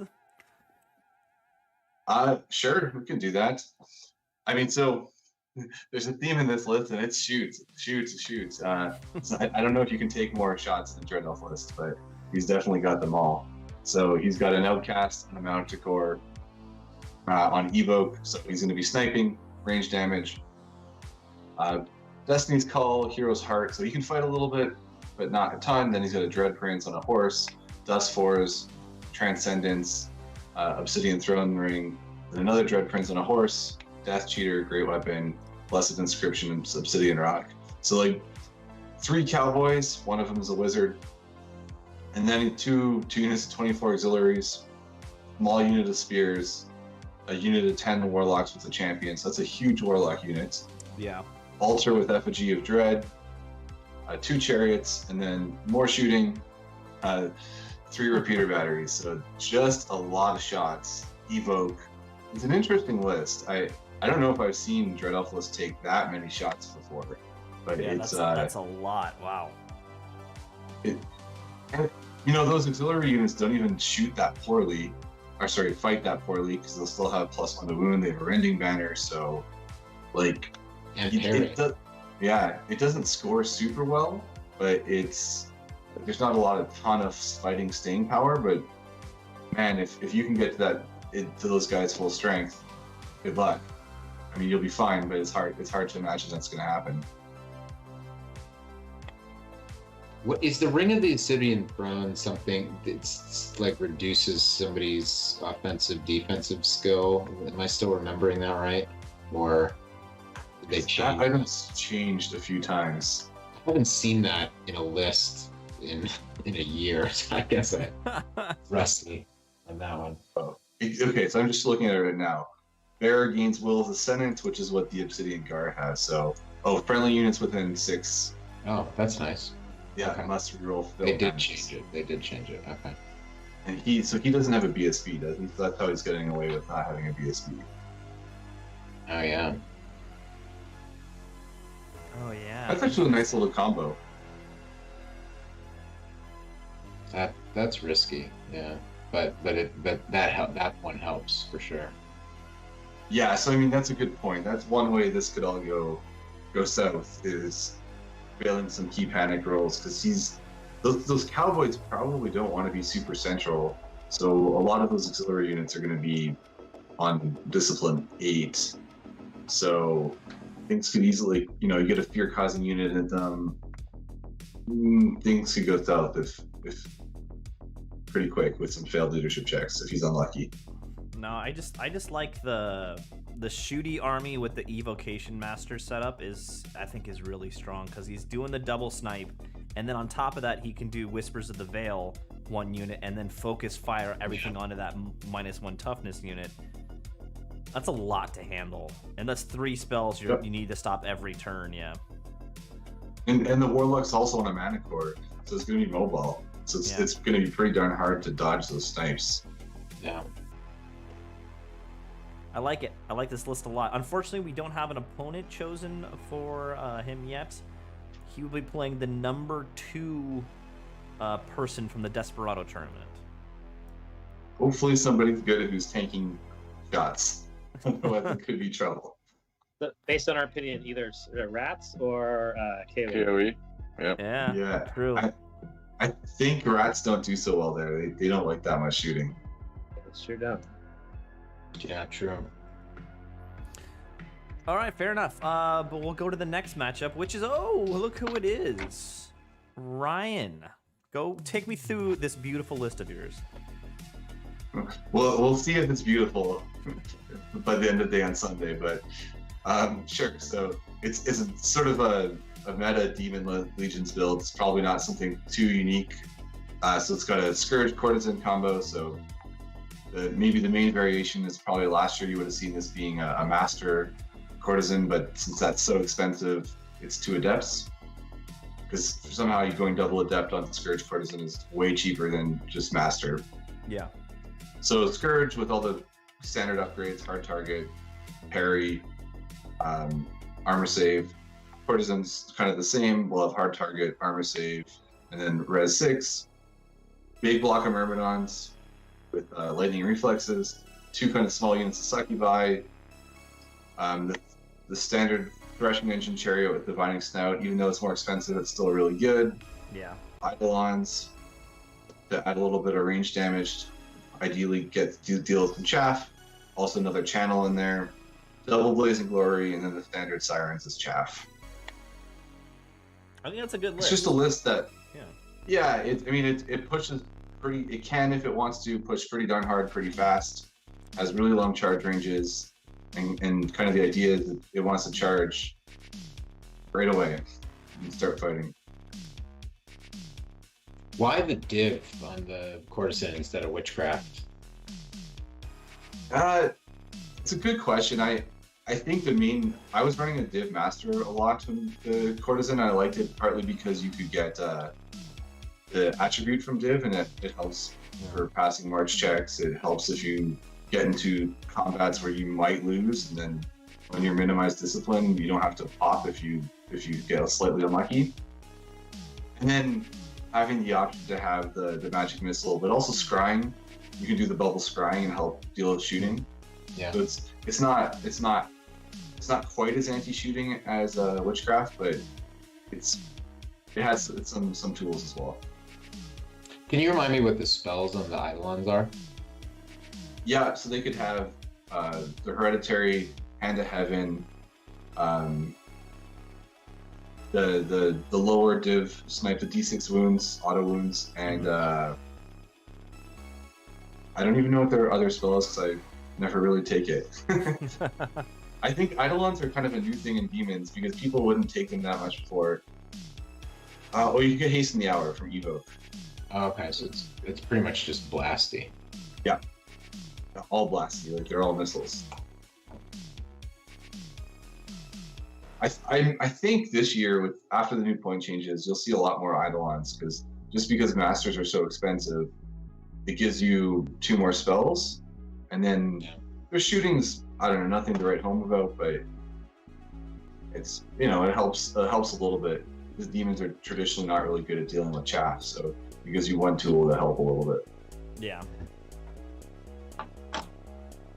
No, I think that's a great list. I think it's whenever we see demons lists, we either see full crazy demon combat or we see super shooty, and you're like somewhere in the middle, which I think is great. It's pretty combat-y, but yeah, a little bit. It's got a tiny bit of balance.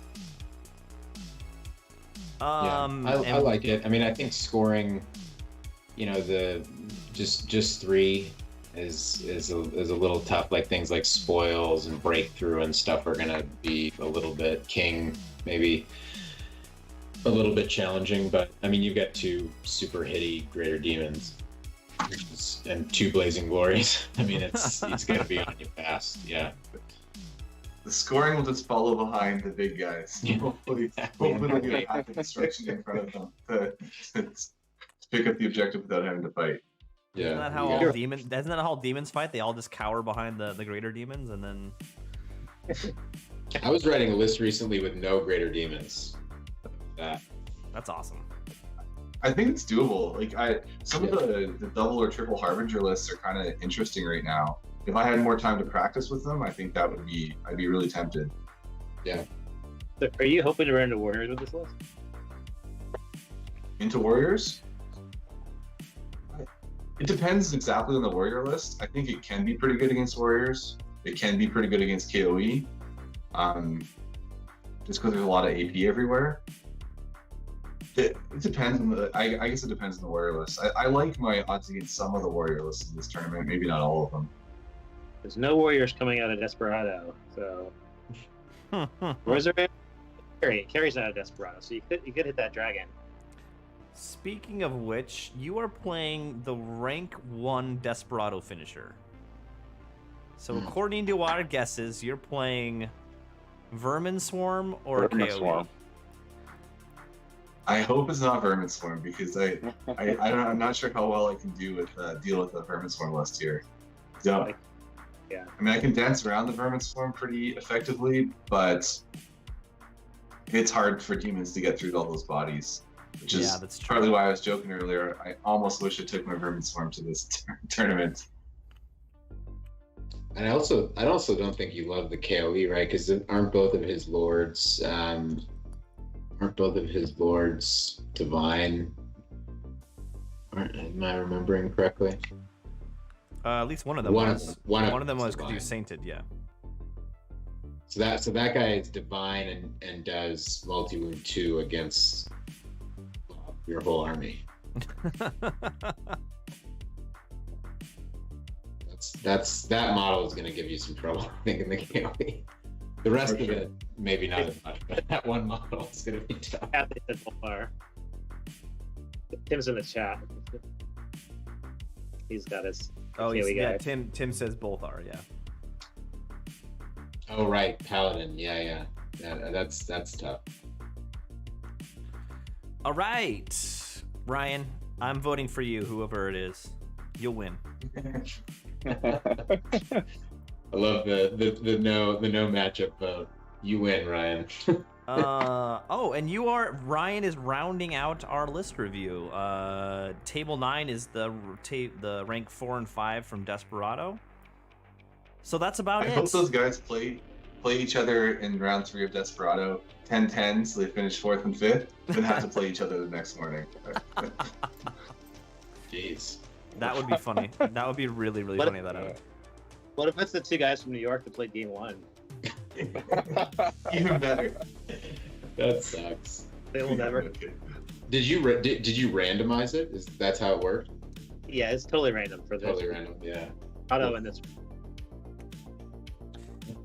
So now that you've seen all of the Desperado lists, you've seen all the Masters lists. What's 1 or 2 lists you like? Oh man, this is the list that's going the distance. That's gonna win the whole thing. And feel free to vote for yourself. I'm not even playing. Well, not you. Vote for Alex for running it. I wouldn't do that. I don't win things. I just put lots of terrain on tables. God, so many There's 3 demons demon and lists, so many 3 warriors. Dread Elves. Yeah. And Dread Elves. Like it's so I'd say you could probably put money on Dread Elves winning or demons winning. That would be it's too hard of a choice. I'm gonna say Jeff has a chance to win the whole thing, based upon his list and his skill level as a player. Yeah, I like how his list can play a lot of the major objectives. I like the double occultism Evo Master, triple snipe, blasty combo does well in this meta. It's good against elves, it's good against demons, it's good against warriors and single models. I agree with you, Kenny. I like Jeff's chances in this meta. Mm-hmm. And I think my dark horse is going to be Skaven and AZ. I think he's going to make it into the Masters weekend tournament, and then I think he's going to place high. Don't those Dread Elves just mess him up? All those Dread Elves? It can, especially when they have the effigy of Dread. That thing is just really painful for Vermin Swarm to deal with. True, that's a good point. I didn't consider that. I'm still voting for Skaven and AZ. There's just so many Dread Elves, Steros and Demons. You gotta be able to beat them. I like Chris Mince's Vampire list. I think that's got a good matchup. banshees and the wraiths and just the pretty good characters. I think that's going to be really good versus most of the list in here. He doesn't care about Dread Elves. Yeah. And That's he a plays good point. Yeah, that's a good point. That's a really good point. They both look pretty favorable in this meta, like both vamp lists, frankly. But yeah, Henry's list is great too. Yeah. Ryan, what do you think? ooh, I don't know. I'm actually. I don't know if this is a winner, but I'm really curious to see how James's super shooty Dread Elf list does. I think. Oh yeah, I don't know if I'm picking that as winner, but I'm going to follow that list. this one. I like it though. I like skew lists. Personally, just my own flavor. I love skew lists where you go all in one direction with a list and hope for the best. So Wait, really, Kenny? I appreciate it. I appreciate it. Don't make fun of me, Aaron. Don't make fun of me. I never would have guessed from seeing your list. 180 poison shots. What? That was a great list. That was a great list. I will run that again. It's at some point. But anyway, Aaron, what do you think? I like Josh Stewart's list as well. Josh Stewart. Okay, cool. That's a great choice. Yeah. Yeah. I like that list too. Yeah, the two chariots. I think it's pretty cool. Yeah, the two character chariots are strong. Yeah. I do like Tim's KOE list though. I think that book is busted, and it outcharges everything. It out tanks everything with the lowborn levies. The Dukes can kill any character in this entire tournament. It doesn't matter how they're equipped. Nobody, none of them can beat the Dukes. And yeah, I think he's good and objective, mobile, wins all the character fights. I think that's a dark horse list for sure. I was pleasantly happy to see only the one KOE list in this tournament because I agree with you. The book's in an interesting spot right now. It feels a little bit strong. It's hard to probably needs more data, but it's definitely on the powerful side. Why didn't you do the Ordo stuff? And that's some of the most busted thing. Like these magic effects you can't stop. It's like an extra magic phase. Yeah, I mean it's true. They're good, but he still has a few of them now. And Does he have? Just the shining bright spot of the KOE right now is those crazy characters, and he managed to fit two of them in. It did get toned down with the most recent update, so they're not. I mean, I don't know. These characters still seem really good, so I don't know, but they seem to have gotten nerfed a tiny bit. Only one of them flies. All right. Yeah, but the face steed is Ghost Step. It's the same thing. Sort of. Yeah. You can't go. You can't go through. Chap him. Tim is in the chat and he says that hippo is like AP5 divine and with forcing duels. Yeah. He's gonna murder any character he faces. I mean, he's not wrong. For half the price, oftentimes. It's All right, well, I think that's about it. We're about at almost 2.5 hours.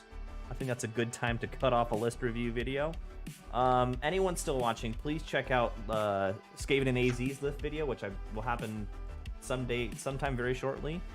I'm gonna call out one person on this chat, Mr. Aaron Cava. I am still waiting for the Mexico beach tournament to be organized because I will go to that. Well, we're actually we were thinking of doing it last year, but we thought it was just too soon. Oh yeah. And Jorge and I were thinking that perhaps we could do it this coming September, but we're still seeing how things are. Mexico is doing well in terms of the pandemic, but we're still, I don't know. We're still thinking about it, but hopefully maybe by September we can, maybe around March or April, we can start telling you if we will run it this year or maybe next year. I don't know. How do you guys feel about traveling in September to Mexico to play? You know, I'm betting on it. Things are going to be better by September, and I hope so. luckily I don't live with anyone elderly, and I don't have kids, so I feel a little comfortable traveling during the pandemic. But I can understand your numbers might be down a little bit. Hey, hell, you should run it because I'll show up. That's the key. Okay, perfect. Yeah. When that idea was first being floated before the pandemic, I was for sure coming to your original planned one. So Yeah. I think it's a good segue into that. I have a tournament schedule on the Masters website. This where all these are that we can try to fit in these also that don't interfere with each other. And as soon as people know not listening, you can submit them to me or just to the Masters email address and get on there. I run a lot. I usually run a tournament in the fall, and I know people have conflicts with school starting with their kids. So fall tournaments tend to be less attended in general because it doesn't want to make schedules and things. So that's my only word of caution to get people away from me. One of the reasons we're doing it there it's because it's low season in Cancun and prices go like really low. That's why the price that we were running was like all inclusive, everything you want to eat and drink, and it was like really, really cheap, you know? Yeah. But yeah, that's a good word of advice as well. Yeah, definitely. And Ryan, the problem. Oh, go ahead. Just as a small note, just also one of the things that's happening is that because of the pandemic, they're asking for a lot of prepayments, and the cancellation policies at hotels are very strict. So you have to go for something very, very definite to ensure that, you know, in worst case scenario, something happens, we don't lose all that money. Yeah, that makes sense. Yeah. I was gonna say, So Ryan, when's the next tournament in Calgary? right now, we don't really know. We're still sort of in the same boat, waiting to see what the restrictions are, waiting to see what people's appetite for travel is. But I think there's a good chance there'll be one in April or May. Nice. Keep us informed. I'd love to travel up to Canada for a tournament. That'd be really fun. Yeah, Cool. There should be some good ones this year. Both the Toronto scene or the Ontario scene and the Western side seem both have a big appetite to have some events after being ice cold for about 2 years. Canada, All right. Yeah. Any final words from the gallery? Thanks, Alex, for running it. Sorry I can't make it. It looks like it's going to be a really fun tournament. I'm jealous. Have fun. It came together. I really appreciate all the people who are traveling because I know it's hard on everyone to make those plans, make those commitments, and we got enough people to make a really good event and have a lot of good quality players. I think it's going to be great. So people from 3 different countries, from all corners of the coasts. So what more could you ask for? Exactly. That's great. Thanks, Alex. Alex, thank you. Well, We're very excited to get there. Yeah, we're excited to get back in the swing of things. I think that's about it. If anyone's still watching this point, please hit that like and subscribe button on YouTube. Please hit that follow button on Twitch. Glory of Golden State Gaming. Thank you, everyone. Have a good evening. Thank you for watching. Later, guys. Bye. Thanks. Great Have a job. good night. Good job.